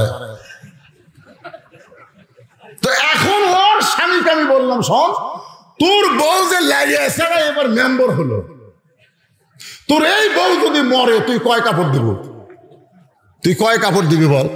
তখন হুজুর আপনি আলেম মানুষ জানেন না, মরে গেলে 5 কাপড়। আমি তো জানি না ভাই রে, যে মরে গেলে 5 কাপড়, বেঁচে থাকতে লাড়ালাড়ি, এটা তো আমি জানি না। আপনারা সত্যি করে বলেন, মরার পরে যদি মেয়েদের 5 কাপড় হয় এবং লাশটা যখন 5 কাপড় দিয়ে মোড়ায় খাটনিতে রাখে, তখন সমস্ত লোক বলে এই লাশ ঢাক চাদর দিয়ে খাটনি ঢাক, মেয়ে মানুষের লাশও দেখা যাবে না, এ কথা বলে। জোরে করে কথা ঠিক কিনা? সব মেয়ে মানুষের দেখবেন লাশ আবার চাদর দিয়ে ঢাকে। ফেরেশতা খালি ঘরে আর কয় আল্লাহ, এই যেত অবস্থায় গোটা পাড়া একেবারে বেপর্দা হয়ে ঘুরেছে, আর মরার পরে এত পর্দা করতেছে। আল্লাহ কয় ফেরেশতা, ওই দেশ হলো কোরআন ওয়াজ হয় কিন্তু কোরআনের সমাজ না থাকার কারণে এই দেশে নারীদের অবস্থা এমন হয়ে গেছে। জোরে করে কথা ঠিক কি না? যে মাত্র হযরত আলী সালাম দিয়েছে, সঙ্গে সঙ্গে অন্দর মহল থেকে ফাতেমা এক দৌড়ে আসতেছে, কারণ স্বামীর জন্য দরজা খুলবে। আল্লাহ রাসূল বলেছেন, স্বামী যখন দরজায়, বউ যদি দরজা খুলে দেয়, ও কিন্তু স্বামীর জন্য দরজা খুললো না, ও নিজের জন্য জান্নাতের দরজা খুলে নিল। এ মায়েরা শুনতেছেন? মা, স্বামী যদি দরজার ডাক দেয়, তাহলে বউ যদি এসে দরজা খুলে দেয়, ওই বউ স্বামীর জন্য দরজা খোলেনি, নিজের জন্য জান্নাতের দরজা খুলছে। গরিব মানুষেরা কিন্তু এই বউ দরজা খুলতেছে, কিন্তু ধনীকের ভাগ্য খারাপ। এর ক্ষেত্রে তোমার কলিং বেল আছে, এরা সালাম কালাম দেয় না, মারে টিপ। ম্যাডাম কোনোদিনও দরজা খোল না, কাজের বুয়া কয় দাও তো, সাহেব মনে হয় যাচ্ছে, কাজের বুয়া দরজা খুলতেছে। আমি বহু ধনী জিজ্ঞেস করছি, ভাই আপনি যখন বাড়ি ঢোকেন দরজা খোলে কি? কাজের মেয়ে। ওই কোনোদিনও কোনো না, আমার বউ খুলে দিতে, এ কথা কোনোদিনও কয়। তার মানে ধনীর বইয়েরা জান্নাত পাচ্ছে না, কারণ ওরা স্বামীর জন্য দরজা খুলবার পারতেছে না। মাঝখানে এসে মা ফাতেমা ঘুর রেখে পড়ে যায়, দরজা পর্যন্ত আসতে পারে নাই। অন্দরমহল থেকে এই যে দরজা, তার মাঝখানে এসেই ঘুরমিয়ে খেয়ে পড়ে যায়। হযরত আলী দরজা থেকে চমকে ওঠে। এখন হয়তো আপনারা বলবেন, হুজুর দরজা বন্ধ, ফাতেমা বাড়ির মধ্যে পড়ে গেল ঘুরমিয়ে খেয়ে, এরপরে হযরত আলী দরজা থেকে কেন চমকে উঠল? কারণ আলীর ভিতরে এমন একটা এলেম ছিল। রাসূল বলেছেন, ইত্তাকু ফিরাসাতাল মুমিনিনা ফাইন্নাহু ইয়ানজুরু বিনুরিল্লাহ। সুবহানাল্লাহ। এই আলেমদেরকে আল্লাহ এমন একটা চোখ দিয়েছে, এই চোখ কিন্তু এই 2 চোখ না, এটা বন্ধ করলে এই চোখ খুলে যায়। আপনার বন্ধ করে দেখেন, আমি এখনই চোখ বন্ধ করলে কাবা দেখে পাচ্ছি, কিন্তু খুলে দেখে পাচ্ছি না, কাবা নাই। মানে এই চোখ বন্ধ করলে মদিনা আমার সামনে এসে হাজির, কাবা সামনে আমি দেখাচ্ছি, তো বন্ধ না করলে ওটা আনা যায় না, বুঝলেন? বন্ধ করলেই। আপনার চোখ বন্ধ করছেন কোনোদিন? মানে এখনই বন্ধ করছে নাকি বাবা? এখন প্র্যাকটিস করে দেখো, সেই বাড়ি, বুঝলেন? হায় হায়, বাড়ি তো নয়, মনে হয় জান্নাত। চোখ বন্ধ করে দেখেন তো।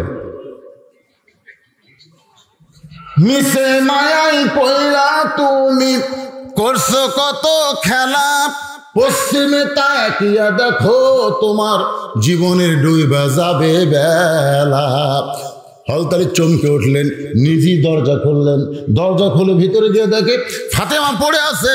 স্বামী কপালে চুমো দিয়ে বলে, বিবি গো, এইভাবে তুমি পড়ে আছো কেন?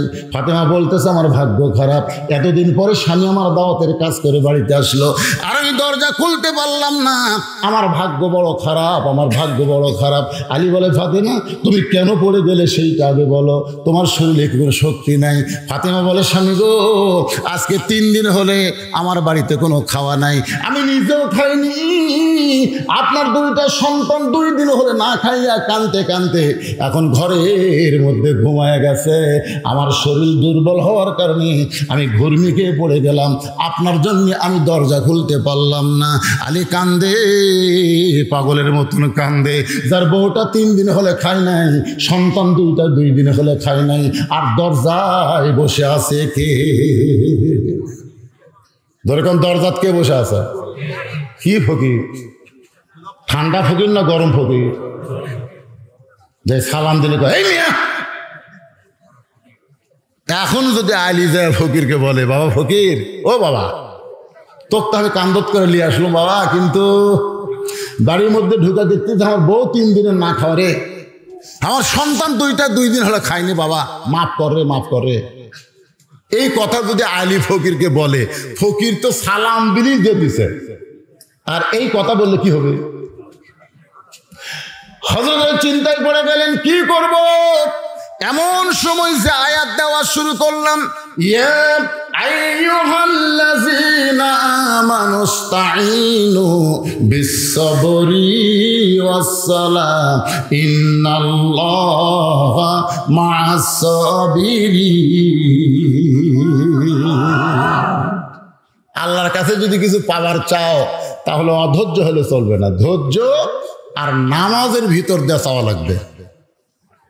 যেখানে ফাতেমা পড়ে আছে তার পাশেই হযরত আলী জায় নামাজ বিছালেন, জায় নামাজ বিছায় 4 রাকাত সালাতুল হাজত, উদ্দেশ্য পূরণের নামাজ।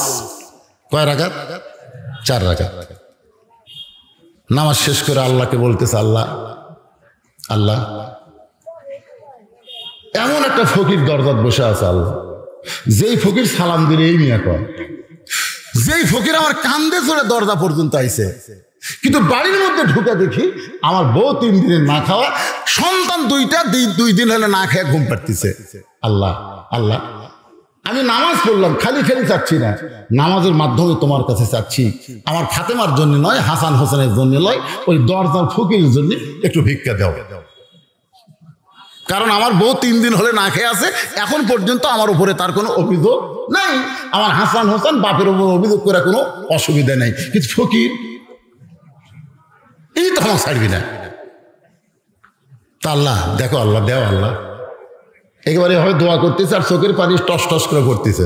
আমাকে মোনাজাত তো দড়ি পাকা না, মোনাজাত এরকম কে কি করতেছে, কেউ হাত এঁকে গেছে। 2-1 সময় ভিডিও, তো আমার ভিডিও আর আমি দেখি, তো দেখি না এগুলো ইউটিউবে যখন তাই দেখি, আপনার মত করে কি মোনাজাতের সঙ্গে সঙ্গে চোখের পানি, 2 হাতের তালু ভিজে যাচ্ছে। অনেক সময় হযরত আলী কাঁদতেছে, এরপরেও আল্লাহর তরফ থেকে কোনো ভিক্ষা আসে নাই।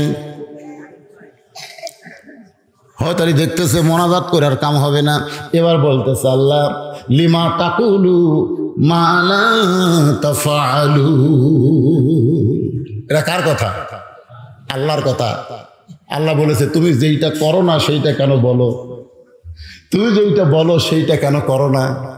আল্লাহ তুমি বলেছো ফকিরকে ফিরেন যাবে না, তোমার কথা মতো রাস্তার ফকির কান্দত করে দরজার বসাছি, এখন তোমার কাছে আমি ফকির হয়ে ভিক্ষা চাই, তুমি যদি আমাকে ফিরে দাও তাহলে বোঝা গেল তোমার ওয়াজ ভালো কিন্তু আমল ভালো না। কাক বলতেছে? কথাটার মধ্যে কিন্তু পেঁয়াজ বোঝা লাগবে। দেখেন, তুমি বলেছো ফকিরকে ফিরাস না, তোমার কথা মানবার যায় ফকিরকে কান্দত করে বাড়ির দরজাত বসালাম, এখন তোমার কথা আমি ফকির হয়ে ভিক্ষা চাচ্ছি, আমি কি আমার জন্য চাচ্ছি, আমার সন্তানের জন্য চাচ্ছি না, আমার বিবির জন্য চাচ্ছি না, দরজার ফকিরের জন্য ভিক্ষা চাই, তারপরে তুমি দেও না। তোমার কথা আছে ভালো, কাজ ভালো না, এমন কথা আল্লাহ কইছে রাগ করে। সঙ্গে সঙ্গে আল্লাহ জান্নাত থেকে 1 টোপলা খাবার হযরত আলীর 2 হাতের মধ্যে দিয়া দেয়। দুনিয়াতে কোনো ধনী মানুষ যদি ভালো কিছু পাক করে, আপনারা বলেন তো আশেপাশে সুগন্ধ যায় কি যায় না? ধনীর বাড়ির পাশেই হলো গরিবের বাড়ি, প্রতিদিন ধনী ইলিশ মাছ খায়, গরুর গোস্ত খায়, দেশি মুরগি খায়, আর গরিব চাউলের যে দাম, ঠিক মতো চাউল কিনবার পারতেছে না। একই জায়গায় বাড়ি, এটা গরিবের বাড়ি, এইটা ধনীর বাড়ি। ধনী প্রতিদিন খায়, ধনীর ছেলে কমলা খায়, সোঁচা ফেলা দিলে গরিবের ছেলে দৌড়ে গিয়ে ওই সোঁচা তুলে মুকুট দেয়, মুকুট দেয়, সোঁচা তুলে মুকুট দেয়। ওই সোঁচা নিয়ে বাবার কাছে কান্দের, বলে বাবা এইটা খাবো। চাল কেনার পয়সা নাই, ছেলে যখন কমলা খাবার চায়, বাবা ঠাস করে কান ছড়ায়, চল মারে। আল্লাহ ডাক দেয়, বলে ধনী রে, তুই জান্নাতে যাবার পারবি না, জান্নাতে যাবার পারবি না। জান্নাতে যদি যাবার চাও, তাহলে তোমার পাশের গরিবের বাড়িকে আগে দিয়ে তারপরে তুমি খাও। কথা কর না কেন, কথা কর না কেন? একলা একলা খাবার চাও, দরজা বন্ধ করে খাও। এখন সব অ্যাডভার্টাইজ আনছে, একলা একলা খাবার চাও, দরজা বন্ধ করে। দরজা বন্ধ করে মুসলমান খায় না। মুসলমানের জাতির পিতা ইব্রাহিম আলাইহিস সালাম সবসময় দস্তরখানা পিছায় খাইছে। জোরে কারো কথা ঠিক কি না? একা একা খায়নি রে, একা একা খায়নি, সবসময় রাস্তার দাঁড়া থাকতো, রাস্তার দাঁড়া থাকতো।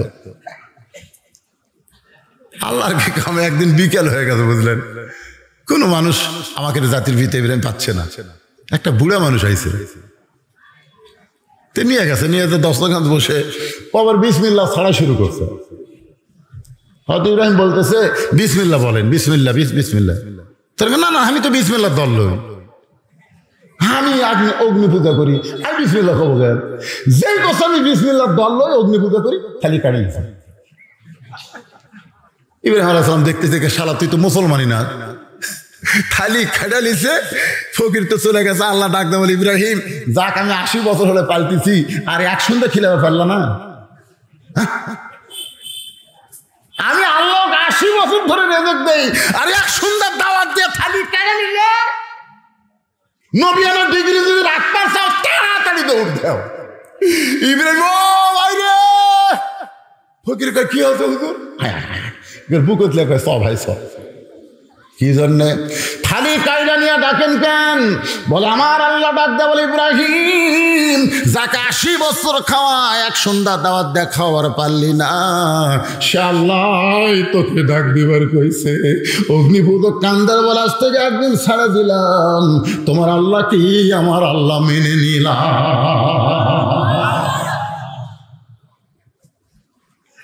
তোমার জাতির পিতার সুন্নত। আমাকে এক মুরব্বী গ্রহণ করছে, কিন্তু কাম হলো মুরব্বীর আবার বউ গেছে মরিয়া, বুঝলেন? তো প্রতিদিন রাস্তার থেকে একটা করে ফকিল্লা বাড়িতে আসে। বেটার বউয়ের আর সহ্য হচ্ছে না। বেটার বউ কয়, বুড়া তুই কি ভাত দেওয়া আমার কঠিন, তুই কি আবার এই যত সহায় সম্পত্তি বাড়ি ঘর সব কিন্তু বুড়ার। যে বুড়া ফকিরকে নিয়ে আসে, বুড়া কিন্তু ইমনি আনে না, জমাজমে সব সেলেক দিছে, সেলেক দিছে। বুড়া এখন একলা খায় না, আমাকে আল্লাহ এত দিছে, একটা আমার বউ নাই, একটা আমার জাতির পিতার সুন্নত। বেটার বউ খুব মন খারাপ। একদিন স্বামী বলছে, দেখো তোমার বাপ কিন্তু বুড়া বয়সে হিমরুদ্ধি ধরছে, প্রতিদিন একটা করে লোক নিয়ে এসে ভাত খায়। বেটা বলতেছে, এই ফকুর নেই, আমার বাপ সম্পর্কে কথা বলিস কেন? যে বাড়িতে এসে সেটা আমার বাপের, যে জমি সব আমার বাপের, তা আমার বাপ খেলাবি না, তোর বাপ খেলাবি? বউ কয়, রে বাপও যেরকম বেটাও সেই রকম। এখন চিন্তা করছে যে কি করা যায়। মেয়ে মানুষের বুদ্ধি বোঝেন না। মুরব্বী একটা ফকির নিয়ে এসে কেবল বসাচ্ছি, বেটার বউ কাঁদতেছে। কি আছে বৌমা? আব্বা আপনি জানেন না তো, আপনি এরকম আজকে একটা লোক লিয়াচ্ছেন, ভালো মন্দ কিছু পাক কর্ম কিছুই নেই। তো বুড়া বলছে, তাহলে ব্যাগ দাও, টাকা দাও। তো ব্যাগ আর টাকা দিছে, আব্বা একটু ভালো মন্দ বাজার করে নিয়ে আসেন, আপনি একটা মানুষ নিয়েছেন, তা খিলার লাগবে না। মুরব্বী খুশি হয়ে বাজার করে গেছে। আর ওই বেটার বউ ওই বুড়ে যে ফকির যেটি বসে আছে, ওই ফকিরের কাছে যাই মরিচ পিসতেছে আর কান দিচ্ছে। এদিক তো বুড়ে হাট করবে গেছে। ফকির বলছে, কি আমার কান্দ কেন? বলে, কান্দার কারণ হলো তুমি বাবা, তুমি। আমার জন্য কানতেছি না বাবা, তোমার জন্য। আমার শ্বশুর মধ্যে একটা ব্যারাম ঢুকছে, একটা করে ফকির দিকে ধরে নিয়ে আসে, আর এই যে শিল দেখতেছে, মরিচ দেখতেছে, এই শিলের আঘাত মরিচ দিয়ে তোমার পা এর আগে দিছিল বাবা ওই ব্যবস হয়ে গেছে, আজকে তোমার কি হবে, এই জন্য আমি কান্দিছি। ফকির কই তাই করে, যে দেশে ছায়া ভিক্ষা পাওয়া যায় না, আর সেই দেশে আমাকে হাত ধরে কি লেভেল দিয়েছে, এই বুড়ার তো মাথা খারাপ। বেটার বইয়ের কথা শুনে ফকির দূর, ফকির আর থাকে। ইদিক মুরব্বী বাজার করে, অভাব রে ভাই, বাপ মা যদি মরে যায় কিয়ামত পর্যন্ত কানলে বাপ মা পাবেন না। দরকার হলে বউ তালাক, কথা কন না কেন? হ্যাঁ,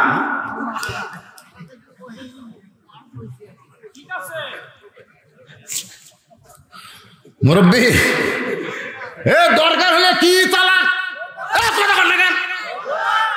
কিন্তু বাপ মাকে ছাড়া যাবে না, বাবার মতন আপন বন্ধু নাই রে দুনিয়ায়। এটা সাদা কালা গান না, এটা বাদাম বাদাম গান না, এই গান গাইলে সব আছে। সবাই বলেন, বাবার মতন আপন বন্ধু নাই রে দুনিয়ায়, নিজে না খাইয়া বাবা, নিজে না খাইয়া বাবা সন্তানকে খাওয়ায়, বাবার মতন আপন বন্ধু নাই রে দুনিয়ায়। এখন হাসান হাসান জানে বাবার হাতে খাবার মানি, খাবার পাওয়া যাবে। হোসেন দৌড়ে গিয়ে বলে, মা মা তোমার কাছে খাবার চাইলে তুমি খালি কান্দো,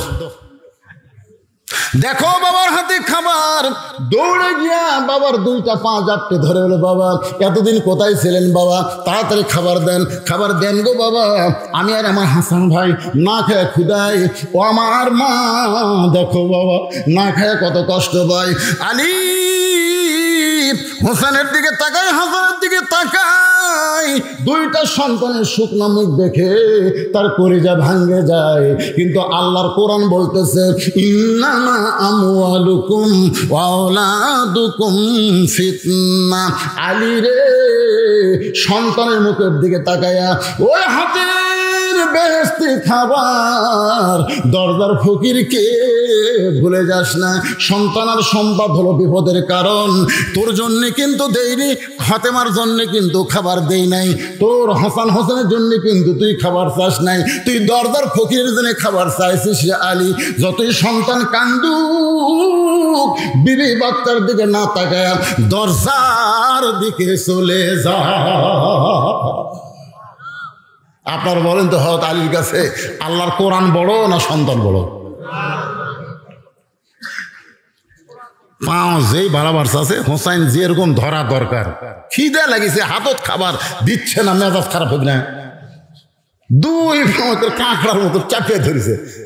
হযরত আলী দেখতেছে না এটা ছাড়াই লাগবে, ছাড়া লাগলে একটু এক হাতে এরকম খাবার ধরছে, এক হাতে হেঁচকা টানছে, হেঁচকা টানবে না, যেই মাত্র ছাইড়া দিছে হোসাইন একটু গড়ে পড়েছে, আর হাসান সামনে থেকে দৌড়ে এসে হোসাইনের মাথাটা উড়াতে নিয়ে কপালে চুমো দিয়ে বলে, ভাই রে তুই না কইলি মা ভালো না বাবা ভালো, বাবার হাতে খাবার থাকে তারপরেও বাবা খাবার দেয় না রে, আর মার কাছে খাবার না থাকলে মা কান্দে, দেখ আমাদের বাবার চাইতে মা অনেক ভালো।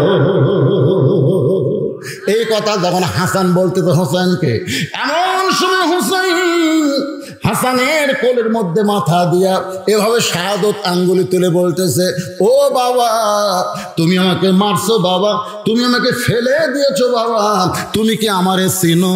সুবহানাল্লাহ বলেন। এইভাবে হযরত আলীকে শাহাদত আঙ্গুলি তুলে বলতেছে, ও বাবা তুমি আমাকে মারছো বাবা, তুমি আমাকে ফেলে দিয়েছো বাবা, তুমি কি আমারে চিনো?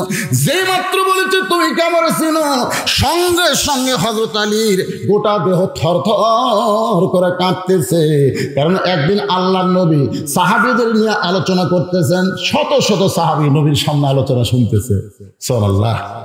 নবী যখন ওয়াজ করে, এই ওয়াজ, মাথার উপর পাখি পায়খানা করছে, মাথার উপর পাখি বসে আছে, নবী একসময় ওয়াজ করতে করতে, তোমার মাথার পাখি কচ্ছে, হুজুর আপনার ওয়াজের দিকে তাকায় আছি, অন্য কোনো দিকে খেয়াল নাই। সুবহানাল্লাহ।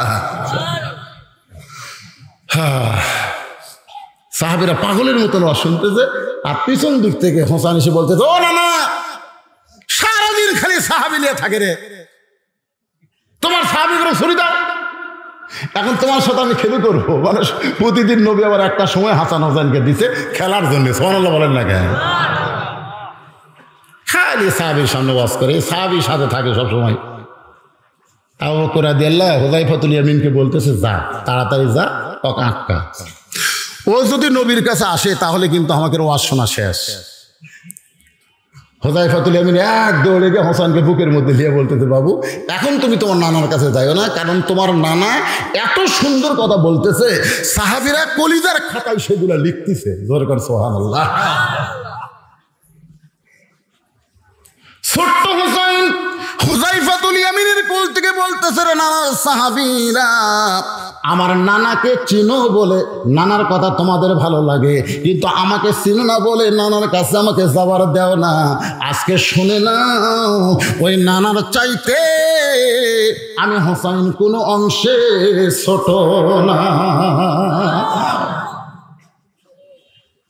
যেই কইছে নানার চাইতে কোন অংশে ছোট না, হক আলী কিন্তু বসে আছে। কে বসে আছে? দৌড়ে এসে হুযায়ফার কোল থেকে নিয়ে মুখের উপর একটা ঠাসি মারছে। এই ছোট মুখে যা আসে তাই কোষ, এত জোরে ঠাসি মারছে, নিচের দাঁত দিয়ে উপরের লক্কাইটা রক্ত বের হয়ে গেছে। কিছুক্ষণ পরে মুখ থেকে যখন হয় তাহলে হাতটা টান দেয়, এমন সময় হোসেন ওই রক্ত মাখা মুখে বলতেছে, ও নানার সাহাবী, আগে একজন সাহাবীর কোলে থেকে বলেছি ওই নানার চাইতে আমি কোনো অংশে ছোট না, কিন্তু এখন আমার বাবার কোল থেকে রক্ত মাখা মুখ নিয়ে বলতেছি ওই নানার চাইতে আমি হোসেন অনেক বড়। যে কইছে অনেক বড়, ওমর ফারুক অগ্নিমূর্তি ধারণ করে বলে, আলী রে, তোমার হোসেনকে তুমি সামলাও, তোমার হোসেনকে তুমি সামলাও। আমার সন্তান আব্দুল্লাহ যদি এমন কথা বলতো, আমি দুই ঠ্যাং ধরে এক টান মারতাম, ওরে সিরা দুই টুকরা করতাম। আলী যখন হোসেনকে নিজের বুকের মধ্যে রক্তমাখা মুখ ধরে নিয়ে যাওয়ার চায়, এমন সময় নবী এতিমের মতো দাঁড়াইছে। শিশুকালে মইরা গেছে মা, গর্ভে থাকতে মরছে পিতা, নবী চোখে দেখলেন না। নবী আমার এতিমের মতন দাঁড়ায় বলতেছে, আলী রে, আলী, আমার হোসেনকে আমার কাছ থেকে আলাদা করিস না। তার মানে কি? আমার হোসেনকে আমার কাছ থেকে আলাদা করিস না। সঙ্গে সঙ্গে হয়তো আলী হোসেনকে ছেড়ে দিছে, এক দৌড় এসে নবীর বুকের উপরে ঝাঁপ দেয়, না না, আমি আমার জীবনের চাইতে তোমাকে বেশি ভালোবাসি, না না, আমার জীবনের চাইতেও তোমাকে বেশি ভালোবাসি। সঙ্গে সঙ্গে নবী আমার হোসেনের রক্তমাখা মুখে চুমু দিয়া, নবীর মুখ রক্তাক্ত হয়ে গেছে, হোসেনের মুখ রক্তমাখা। আল্লাহ গো, তুমি সাক্ষী থাকো, হোসেন নিজের জীবনের চাইতে আমাকে বেশি ভালোবাসে, যার প্রমাণ কারবালার প্রান্তরে হোসেন দিয়া গেছে। আল্লাহ রাসূল বলে, নানু ভাই, এই কথাগুলো তুমি আমাকে একলা বলতে পারো যে নানার চাইতে কোন অংশে ছোট না, নানার চাইতে অনেক বড়, এগুলো একলা একলা কবা, এতগুলো মানুষের সামনে তুমি কসো। এই সাহাবীরা যে খেপে গেছে, দেখো তো ওমর কি খেপা খেপছে। তখন হোসেন বলতেছে, না না, আমার মনে হয় তোমারও মন খারাপ। নবী বলতেছেন, আমার মন খারাপ না, কিন্তু একটা জিনিস আমি চিন্তা করে ভাবলাম না, যে তুই আমার চাইতে বড় কেমনি হলি। হোসেন বলতেছে, না না, তাহলে বসো, ও আর শোনার লাগবে তোমার। নবী যখন বসেছে তখন হোসেন বলতেছে, না না, আমার এক নম্বর প্রশ্ন হলো তোমার বাপ আর আমার বাপ, তুমি এখন বলো এই দুই বাপের মধ্যে কার বাপ বড়, তুমি কও। আল্লাহ রাসূল বলতেছে, আমার বাবা আব্দুল্লাহ জান্নাত পাবে কি পাবে না এ গ্যারান্টি আমি দিতে পারবো না, তারপরও আমরা বলবো নবীর বাপ মা জান্নাতি। জোরে কোন সুবহানাল্লাহ। এই শালা হেজাতিরা কয় নবীর বাপ মাও নাকি জাহান্নামে যাবে, শালা বেয়াদব কোথাকার। এদেরকে আমি হেজাতি কই, হেজাতি, হেজাতে বোঝেন না? হায় হায় হায় রে। আবার সেদিন এক হেজাতি কইল নবী নাকি মরে আছে, নবী নাকি কবরত মরে আছে। শালা এরা কি, এরা ইহুদি খ্রিস্টানের চাইতে খারাপ। ইসলামের আলো জ্বলায়া দিয়া নবী ঘুমায়া আসেন সোনার মদিনায়। ইসলামের পতাকা উড়ায়া দিয়া নবী শুইয়া আসেন সোনার মদিনায়। যদি নবী মরে থাকতো তাহলে ফেরেশতারা এই দরুদ নিয়ে কার কাছে পৌঁছাইতো? আপনাদের কি ধারণা আমাকে নবী মরে আছে? মরে আছে?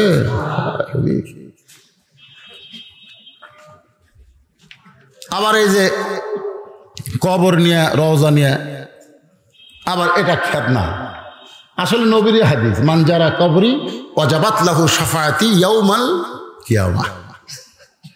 কেউ যদি আমার কবর জিয়ারত করলো হাসরের ময়দানে তার শাফাআত করা আমি নবীর ওপর কি হয়ে গেল? ওয়াজিব হয়ে গেল। আরিফ বিন হাবিব কবর কসে আর এনায়েতুল আব্বাসী বলতেছে নবী রওজা কবর করলো। কাফের। কবর মানে কি আগে বোঝা লাগবে তো ভাই। জান এই যে আমাদের মধ্যে সামান্য এটা আবার ইউটিউবে এইটা আবার হেডলাইন করে, এরা তো আজকে কি হেডলাইন করবি, আজকে এতগুলো আছে হেডলাইন কোনো থাকবে না, খালি বজলু শীতের ফ্রেশ ওয়াজ। সেদিন দেখলাম কে যাচ্ছে ওর নাম কি নয়ন নাকি নয়ন আছে, মাছ দেওয়া লাগবে এমন কাটিং করে হেডলাইন করছে। আমার তো এক সপ্তাহের মধ্যে ধরে নিয়ে যাওয়ার কথা। কেন ওয়াজের মধ্যে বহু কথা থাকবে, সব কথা তো হেঁটে আনা যাবে না, ধরে কোন কথা ঠিক কিনা। আমি বললাম না 23 সাল পরিবর্তনের বছর, এইটা যদি হেডলাইন করে 23 সাল হলো আওয়ামী লীগ কবর দেওয়ার বছর, এটা যদি লেখে তাহলে তো বিপদ। এটি কোনো কারোর নাম আছে? কটা কারোর নাম আছে? কোনো নাম নাই তো। তারা ভিউ বাড়ানোর জন্য হেড করে। এই আলেমদের মধ্যে ফেতনা বাজানোর জন্য এই ইউটিউবেররা কিছু ভিউ বাড়ানোর জন্য এগুলো করে। এনায়েতুল আব্বাসীও ইসলামের কাজ করতেছে হকের পক্ষে। আরিফ বিন হাবিব তো চলন্ত লাইব্রেরি, জোরে কোন সুবহানাল্লাহ, চলন্ত লাইব্রেরি। কত হাদিস শুনবেন, কি শুনবেন, রেফারেন্স ছাড়া দলিল ছাড়া একটা কথাও যে কয় না। তো এইরকম দুটো আলের মধ্যে আবার তর্ক লাগুক, ফেতনা লাগুক, আমরা কি এটা চাই? জোরে কোন এটা কি আমরা চাই? আমরা চাই না তো ভাই। আল্লাহর নবী বলতেছেন আমার বাবা জান্নাতে যাবে কি যাবে না তার গ্যারান্টি নাই, কিন্তু তোমার বাবা আলী শুধু জান্নাতে যাবে না, এই দুনিয়াতে 10 জন জান্নাতের সার্টিফিকেট পাইছে, তার মধ্যে 4 নম্বর হলো তোমার বাবা আলী। আমার বাবা আব্দুল্লাহর চাইতে হোসেনের বাবা আলী কোটি কোটি গুণ বড়। হোসেন বলে না না, তাহলে বাপের দিক দিয়ে কিন্তু আপনি বাপের দিক দিয়ে আপনি নিচে করে। এখন বলেন না না, আপনার মা আর আমার মা এই 2 জনের মধ্যে কার মা দামি? নবী ফোন করছে যে এইরকম প্রশ্ন যে আমার লাতি কোনোদিন করবি এতগুলো সাহাবীর সামনে। আল্লাহ নবী বললেন আমার মা আমিনা জান্নাত পাবে কি পাবে না সেই গ্যারান্টি আমি নবী দিবার পারবো না। আর হোসেনের মা ফাতেমা শুধু জান্নাত পাবে না, জান্নাতি নারীদের নেত্রী হবে। আমার মা আমিনার চাইতে হোসেনের মা ফাতেমা আল্লাহর কাছে কোটি কোটি গুণ বড়। হোসেন বলে না না, তাহলে মায়ের দিক দেখ, তুমি কিন্তু নিচে থাকলে আমি মায়ের দিক দিয়ে উপরে চলে গেলাম। এখন 3 নম্বর প্রশ্ন, নানা বলো তো তোমার নানা আর আমার নানা এই 2 জনের মধ্যে কার নানা বড়? এই কথা যেই মাত্র হোসেন করেছে সঙ্গে সঙ্গে হযরত ওমর দৌড়ে এসে হোসেনের মুখে চুমু দিয়ে বলে বাবা এত দামি কথা তুমি বলবে বাজান, আমরা কোনোদিন কল্পনা করি নাই। তোমার নানার নানা ওয়াহাব জুহুরিকে দুনিয়ার কেউ চিনে না, আর হোসেনের নানাকে শুধু দুনিয়ার মানুষ না, আল্লাহ কোরআনে করছে ঘোষণা ওয়া ইন্নাকা লাআলা খুলুকিন আযীম। বিশ্ব নবীর চরিত্র ফুলের মতো না, ফুলের চাইতেও পবিত্র। বিশ্ব নবীর চরিত্র আমার নেতা তোমার নেতা। ও বাবা তুমি আমাকে মারছো বাবা, ফেলে দিয়েছো বাবা, তুমি কি আমারে চেনো? হতালিরা শরীর থরথর করে কাঁপতেছে, কিন্তু আল্লাহর কোরআনকে সুবহানাল্লাহ বলে। বেটা যতই চিনো টিনো হোক, সবচেয়ে আগে চেনা লাগবে কি? কোরআন।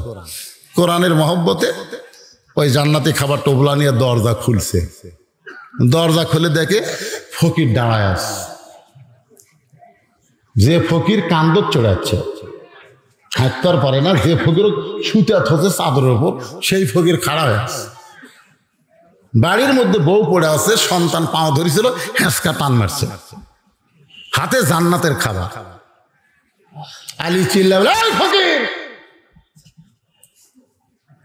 3 দিন হলে না খেয়ে আছিস, লড়বার পারিস না, আমার কান্দে চড়ে দরজা পর্যন্ত নিয়ে আসলাম, চাদরে শুয়ে রাখলাম, দাঁড়ায় আছিস কেন? ফকির বলতেছে, ওয়ালাইকুম আসসালাম। আলী চমকে উঠছে, কে রে, সালাম দিলাম কখন, উত্তর দিল কখন? ফকির তুই তো আসলে ফকির না, বল বল তুই কে? কে রে তুই কে?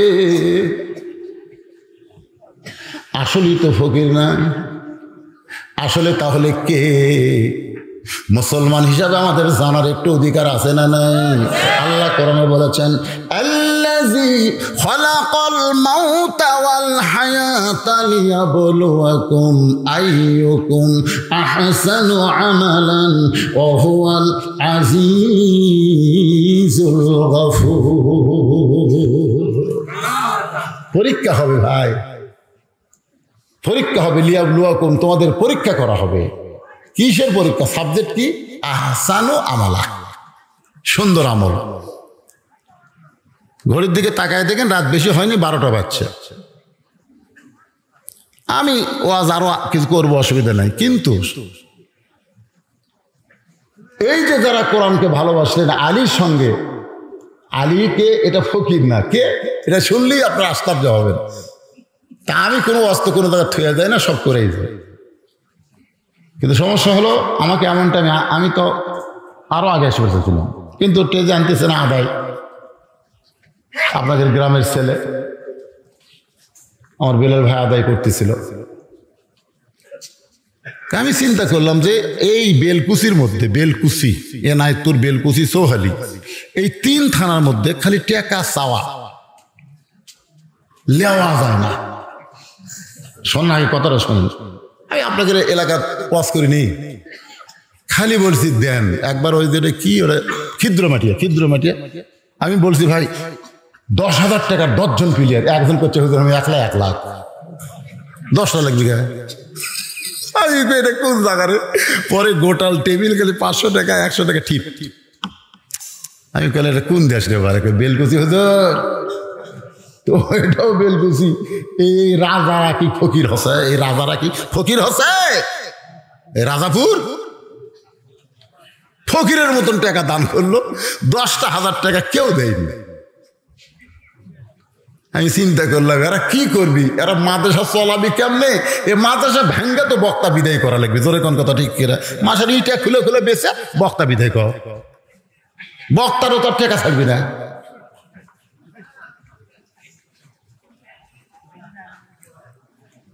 তাহলে কি করবেন? আপনাদের মধ্যে কি এই মাদ্রাসায় একটা কোরআন শরীফ, 500 টাকা, আপনি 500 টাকা দান করবেন, এই মাদ্রাসা একটা কোরআন শরীফ দান করার সওয়াব আল্লাহ আপনাকে দিবে। আর সেই সওয়াবটা যদি বাপ মা কবরে যায়, আল্লাহ সেই কবরে বাপ মাকে যেন দিয়ে দিবে। আমি 500 টাকা কাছে কোরআন পাবো। কোন আল্লাহর পাগল আছেন যে হুজুর আমি 2টা কোরআন শরীফ দেবো মাদ্রাসায়, 5টা কোরআন শরীফ দেবো? 5 কোরআন মানে 2,500, 2 কোরআন মানে 1,000, 1 কোরআন মানে 500। বাপ মার জন্য আপনারা এই মাদ্রাসায় দান করবেন। লিল্লাহে তাকবীর। আব্দুল হামিদ মা বাবার জন্য 2 কোরআন বাবদ 1,000 টাকা দান করেছে। আব্দুল হামিদের দানকে আল্লাহ আপনি কবুল করেন। ওটা বসা করবেন না, মাত্র 5 মিনিট, তারপর আবার আসতেছে আলোচনা। বিষয় কি এখানে নাম? এর নাম কি? আব্দুল ওদুদ তুহিন 6 কোরআন শরীফ বাবদ 3,000 টাকা এই ধারের থেকে উঠবার কে ধরলো? শোনেন, মাদ্রাসার জন্য, কোরআনের মাদ্রাসার জন্য টাকা চাচ্ছি। মাদ্রাসা হচ্ছে নবীর ঘর। ধরে কোন কার ঘর? টাকা দিচ্ছেন না, ঠিক আছে বসে থাকেন। উঠে যাচ্ছেন মানে মাহফিল ভাঙিচ্ছেন, আল্লাহ কিন্তু আপনার পাও ভাঙবি। সকালে উঠতে পারতেন আর উঠতে পারতেন, খাটাতে না পারতেন। কি হচ্ছে রে, কি হচ্ছে? হুজুর আমার 2 পায়ে গেছে, প্যারালাইসিস। যে কয়টা কোরআনের মাহফিল নষ্ট করে উঠতেছেন প্যারালাইসিস হয়ে বাদান, বিশ্বাস করতেছেন না? মাদ্রাসার জন্য চাচ্ছি 5 মিনিট সময় দেন, উঠেন না, বাকিও শোনেন। দরজা ফকির আছে, আলী বলতেছে তুমি তো আসল ফকির না, তুমি কে? আল্লাহর কোরআন থেকে শুনবেন না কথাটা? তো 5টা মিনিট একটু আদায় হচ্ছে না, আদায় হচ্ছে না। আমি চাচ্ছি, পাচ্ছি কি পাচ্ছি না সেরকম না, পাওয়া যাচ্ছে তো। যদি করে হুজুর চাইলেও একটা লোক দিল না। নাম কি? আবু বকর। আবু বকর সিদ্দিক কোরআন শরীফ বাবদ 500 টাকা দান করেছে, আল্লাহ দানকে কবুল করেন। আরেকজন আল্লাহর একজন বান্দা 500 টাকা আল্লাহর কোরআন শরীফ বাবদ মাদ্রাসায় দান করেছে, আল্লাহর দানকে কবুল করেন। আমার মায়েরা বোনেরা যাদের বাপ মা কবরে গেছে, মা ও মা, এত জিনিস আপনারা কিনেন মা, আজকে নবীর মাদ্রাসায় আল্লাহর হস্তে দান করবেন। এ আপনাদের বাপ মা মারা যায়নি? বাপ মা মারা যায়নি? বাপের জন্য একটা কোরআন শরীফ দেন না কেন? এ কে যেন তা হাত তুলছিল, দিবেন? ওই যে টাকা ধরে আছে, এখন টাকা তো উনি উঠে পারবি না, আমি উঠে পারবো না, মাঝখান দিয়ে কিভাবে আসবি? মোহাম্মদ শহীদুল ইসলাম 500 টাকা। মোহাম্মদ শহীদুল ইসলাম কোরআন শরীফ বাবদ 500 টাকা দান করেছে, আল্লাহ দানকে কবুল করেন। আল্লাহুম্মা আমিন। বিশেষ অতিথি নাম কি? কোন? আশরাফুল আলম। লিল্লাহি তাকবীর। আশরাফুল আলম বিশেষ অতিথি 5000 টাকা ধরে কর্মের হালা 5000 টাকা দান করেছে। আশরাফ ভাই আছে না গেছে? কোটি এর আশরাফ ভাই এই 5000 টাকাতে কোটি লুকা থাকে। আল্লাহ দানকে, বাপ মা মারা গেছে, বড় ভাই মারা গেছে, আর বাপ মা জীবিত আছে? বাপ মা মারা গেছে, বড় ভাই মারা গেছে। আল্লাহ যারা কবরে গেল, আল্লাহ সকলের কবরকে জান্নাতের টুকরা কবুল করেন। জোরে কোন আমিন। 1000 কে দিল বাবা? 1000 কে দিল রে? দুইজন 2 কোরআন শরীফ বাবদ 1000 টাকা দান করেছে, আল্লাহ দানকে কবুল করেন। এই সাইড থেকে একটা লোক যাওয়ার জন্য উঠলো, কোরআন শরীফ দেওয়ার জন্য একটা লোক নাই। আচ্ছা, নবীর এই মাদ্রাসায় আপনারা কি 100 টাকা করেও টাকা দিতে পারবেন না ভাইজান? গামছা চাদরের মধ্যে না। আমি আপনাদের কাছ থেকে একজন মাজলুম, একজন মুসাফির, একজন আলেম হিসেবে তালিকায় 18 নম্বরে আছি, সেই হাতে একটু টাকা দেন না কেন? একটু মোসাফ করে একে হাত টাকা তোমার করে কিমনি জনগণ দেখবার পারে না। দেখো, এক গাদি টাকা দিয়েছেন। আরে বেচারাগুলা কত কষ্ট করে। আমি দিনে ওয়াজ করছি, ওখানে গেছিল, সেই বিলের ভিতরে ভাই আমার গাড়ি এক জায়গা থুয়া হুন্ডাত করে আমাকে নিয়ে যায়, পাহাড়ের উপর নিচে নেমতেছে, তারা শেখার চলন বিলের ওয়াজ করে। আজকে দিনে ওখানে ওয়াজ করছি, সব পাড়ে গেছিল।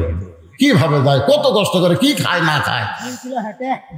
2 কিলো হেঁটে গেছে, আবার এখানে আইছে।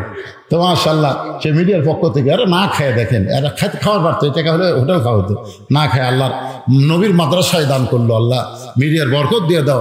এরা যেন এই মিডিয়ার দ্বারা ইসলামকে, কোরআনকে জনগণের সামনে প্রচার করতে পারে। বেশি বেশি করে করা আমিন। আরো জোরে বলে আল্লাহুম্মা আমিন। আপনারা দিয়েছেন সবাই, আপনারা সভাপতিটা যা আসলো সব দিয়েছেন? হ্যাঁ দিচ্ছেন না? দিবেন।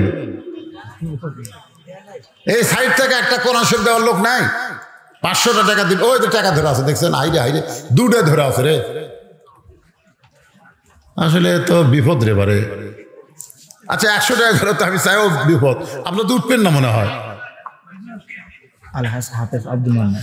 আলহাজ হাফেজ আব্দুল মান্নান একজন হাফেজ সাহেব, আল্লাহর কোরআনের দাম বুঝে 2 কোরআন শরীফ বাবদ 1000 টাকা দান করেছে, আল্লাহ দান কবুল করেন। আল্লাহ হাফেজে কোরআন, আল্লাহ জান্নাতে যাবে, 4 সঙ্গে 10 জন জাহান্নামী মানুষকে আমার হাফেজ ভাইকে সুপারিশ করে জান্নাতে নিয়ে যাওয়ার তৌফিক দেন। জোরে কোন আমিন। আল্লাহ আরেকজন পাগল কোরআন বাবদ 500 টাকা দান করছে, আল্লাহ দানকে কবুল করেন। আল্লাহ নেক নিয়ত নেক আশা করে আল্লাহুম্মা আমিন। কবুল করো, কবুল করো মোদের কামনা দানকারীকে দিবেন জান্নাত, আল্লাহ নিরাশ করবেন না।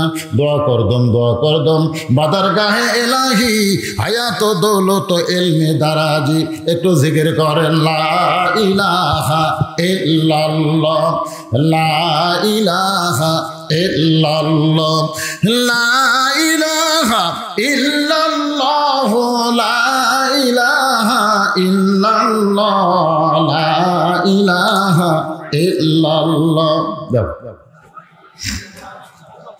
দেখেন কত টাকা আছে দে, 500 একজন একটা কোরআন শরীফ বাবদ দিছে, এখানে আর একটা 1000 মানে 2 কোরআন শরীফ দিছে, এখানে আরো অনেক টাকা দিছে আল্লাহ। এই যে 500 টাকা, অনেক টাকা আপনার ভিতরে নিয়ে বসে আছেন, কিন্তু আসলে অজিত মোল্লা 500 টাকা দান করেছে কোরআন শরীফ। আরিফ মাস্টার 500 টাকা বাপ মার জন্য কোরআন শরীফ বাবদ। আলহাজ নূর হোসেন মোল্লা 1000 টাকা দান করেছে কোরআন শরীফ বাবদ। আল্লাহ দানকে কবুল করেন। আর একজন 100 টাকা দান করছে, আল্লাহ কবুল করেন। কবুল করো মোদের কামনা, দানকারীকে দিবেন জান্নাত, আল্লাহ নিরাশ করবেন না। সঙ্গে সঙ্গে ফেরেশতার দিকে হযরত আলী তাকায়, ফকিরের দিকে হযরত আলী তাকায় বলতেছে, তুমি তো আসলে ফকির না, বলো তুমি কে? সঙ্গে সঙ্গে ফকির বলতেছে, আমি হলাম আল্লাহর রহমতের ফেরেশতা। কি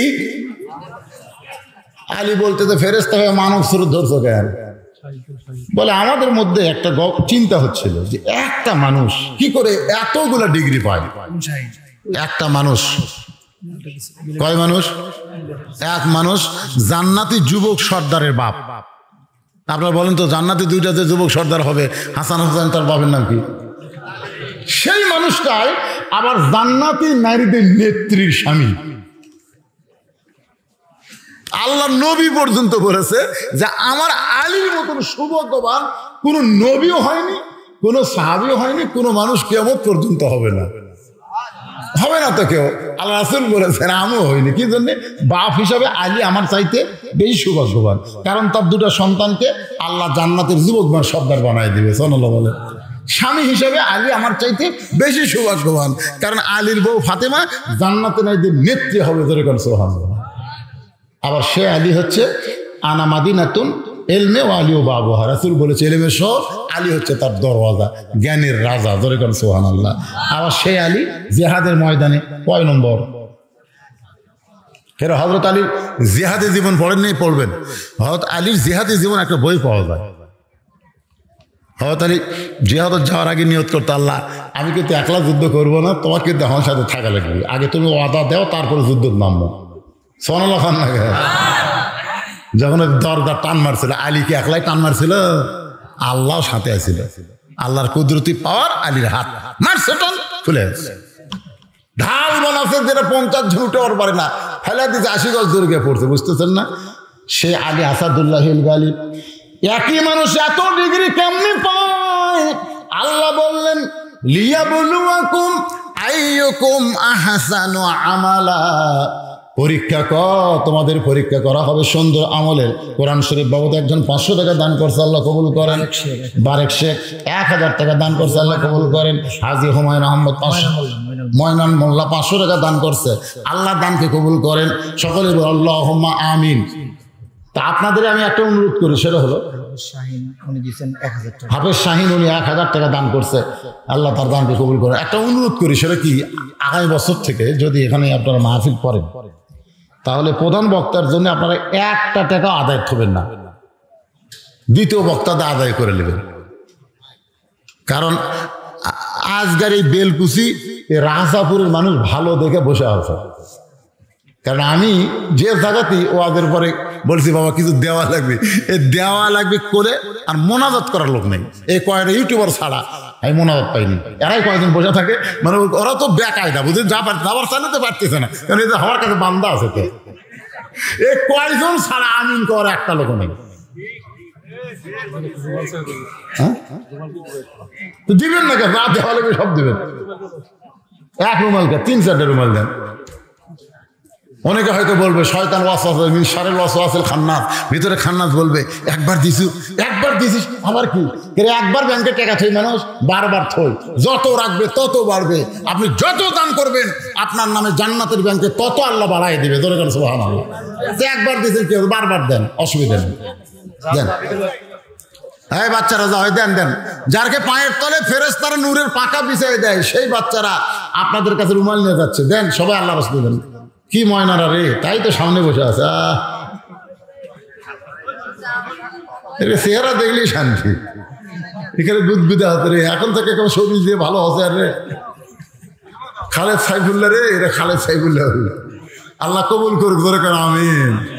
কি নরম মানুষ ভাই, যার হাতের মধ্যে হাত দিলে বোঝা যায় জান্নাতের একটা পরশ পাওয়া যায়। খালেদ সাইফুল্লাহ হাত এত মোটা, এত শান্তি, এত নরম। ও আর সেই মানুষটাকে নিয়ে দেয় জেলের মধ্যে থছিল। হাইরি হাই তো মাথা খারাপ।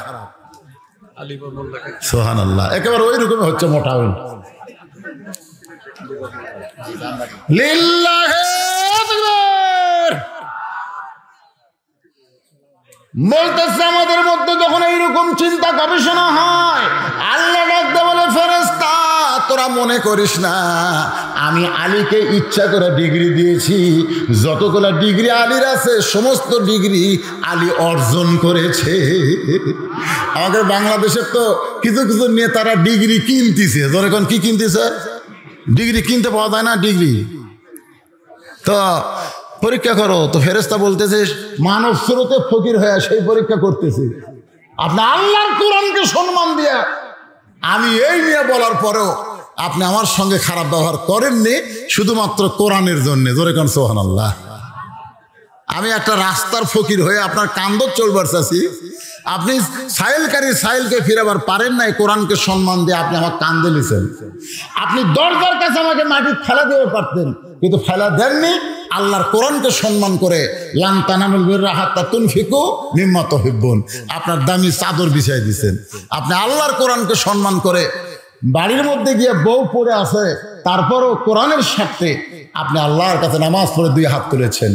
আল্লাহর কোরআনকে দাম দিতে গিয়া নিজের সন্তানকে আপনি ফেলে দিচ্ছেন, দরজার ফকিরকে আপনি খাবার নিষে দিচ্ছেন শুধুমাত্র আল্লাহর কোরআনকে দাম দিতে গিয়া। আজ থেকে শোনেন আলী, এই মুহূর্তে আল্লাহ আপনাকে আর একটা ডিগ্রি দিল, যেই ডিগ্রি কেউ পাবে না কিয়ামত পর্যন্ত।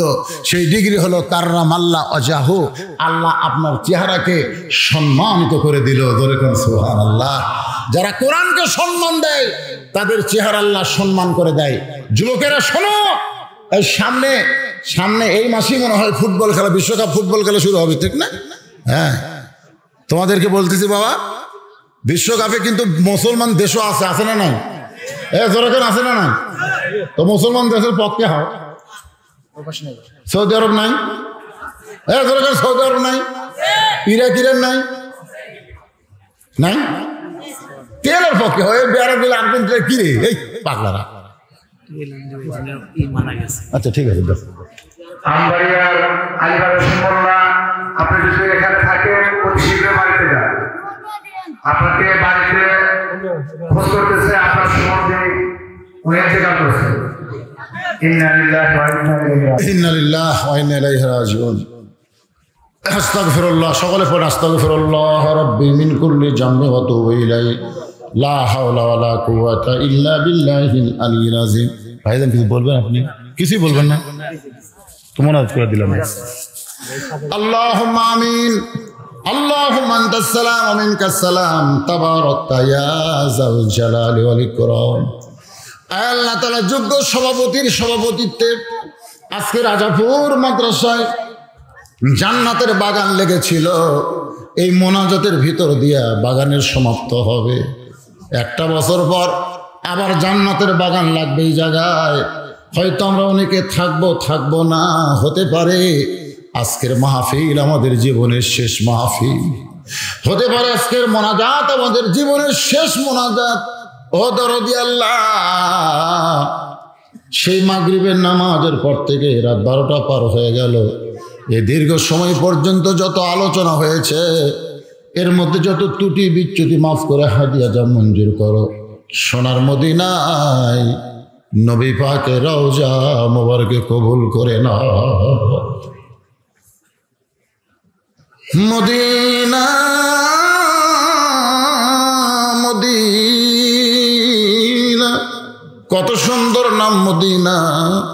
মদিনার মানুষটা কত সুন্দর। ইমানের হালে একবার যদি চাঁদ পড়া মুখখানা দেখতে পায়, তার জন্য আল্লাহ জাহান্নামের আগুন হারাম বানাবে। কত স্বপ্ন দেখেছি জীবনে, এমন একটা স্বপ্ন আমাদের দেখাও আল্লাহ, যে স্বপ্নে নবীর সোনামুখ আমাদের কবুল হয়। তামাম আম্বিয়ায়ে কেরাম, আসহাবে কেরাম, উম্মাহাতুল মুমিনিন, শহীদ শহীদান, জান্নাতুল বাকি জান্নাতুল মাওয়া, এ রাজাপুর গোরস্থানে যত মুর্দা শুয়ে আছে আল্লাহ সকলের কবরে সওয়াব পৌঁছায় দেয়। আল্লাহ আমরা যারা হাত তুলেছি, আমাদের জনম দুঃখনী মা, ছোট্ট একটা শব্দ মা, কিন্তু কি মধু নামের ভিতর। যাদের মা নাই তারাই বুঝতেছে। এই দরদের মা যাদের কবরের ঘরে, আল্লাহ মেহেরবানি করে মায়ের কবর জান্নাতের টুকরা কবুল করো। বাড়ি ঘর সবে আছে, বাবা চলে গেছে আমার কবরে, হাজু দলিলে বাবার নাম, সব জায়গায় বাবার নাম। আমি কার ছেলে বাবার নাম, আমি সহ যারা বাবা হারাইতিম। আল্লাহ বাবার কবরকে জান্নাতের টুকরা বানাও। আল্লাহ এই মাদ্রাসাকে কিয়ামত পর্যন্ত কবুল করো।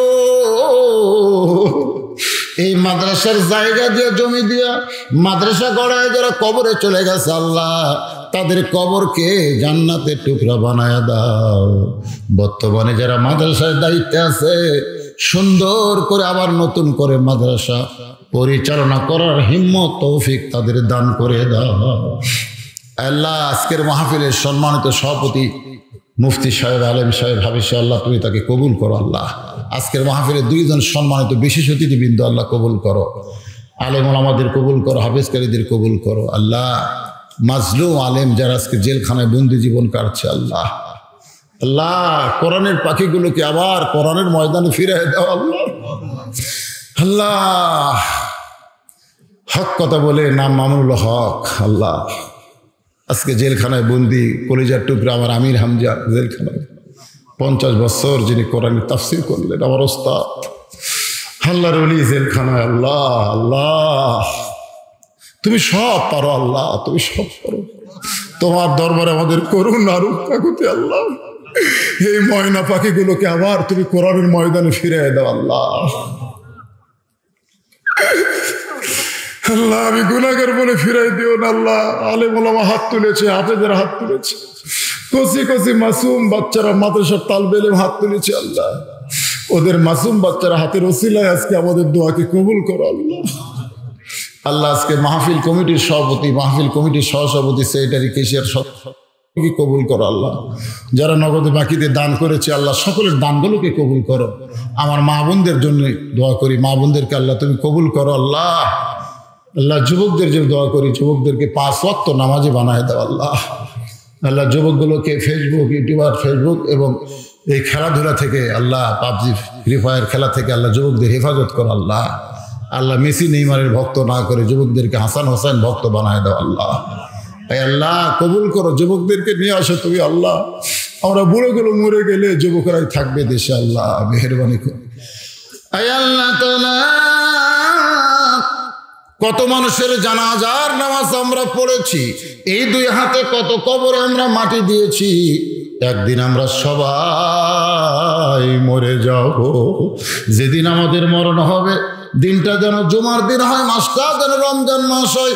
ইমানের সাথে, ইজ্জতের সাথে এই দুনিয়া থেকে বিদায় নেওয়ার সময় আমাদের জবানে জারি করে দিও লা ইলাহা ইল্লাল্লাহু মুহাম্মাদুর রাসূলুল্লাহ সাল্লাল্লাহু আলাইহি সাল্লাম বিরহমাতিকা ইয়া আরহামার রাহিমিন। আসসালামু আলাইকুম ওয়া রাহমাতুল্লাহি ওয়া বারাকাতুহু।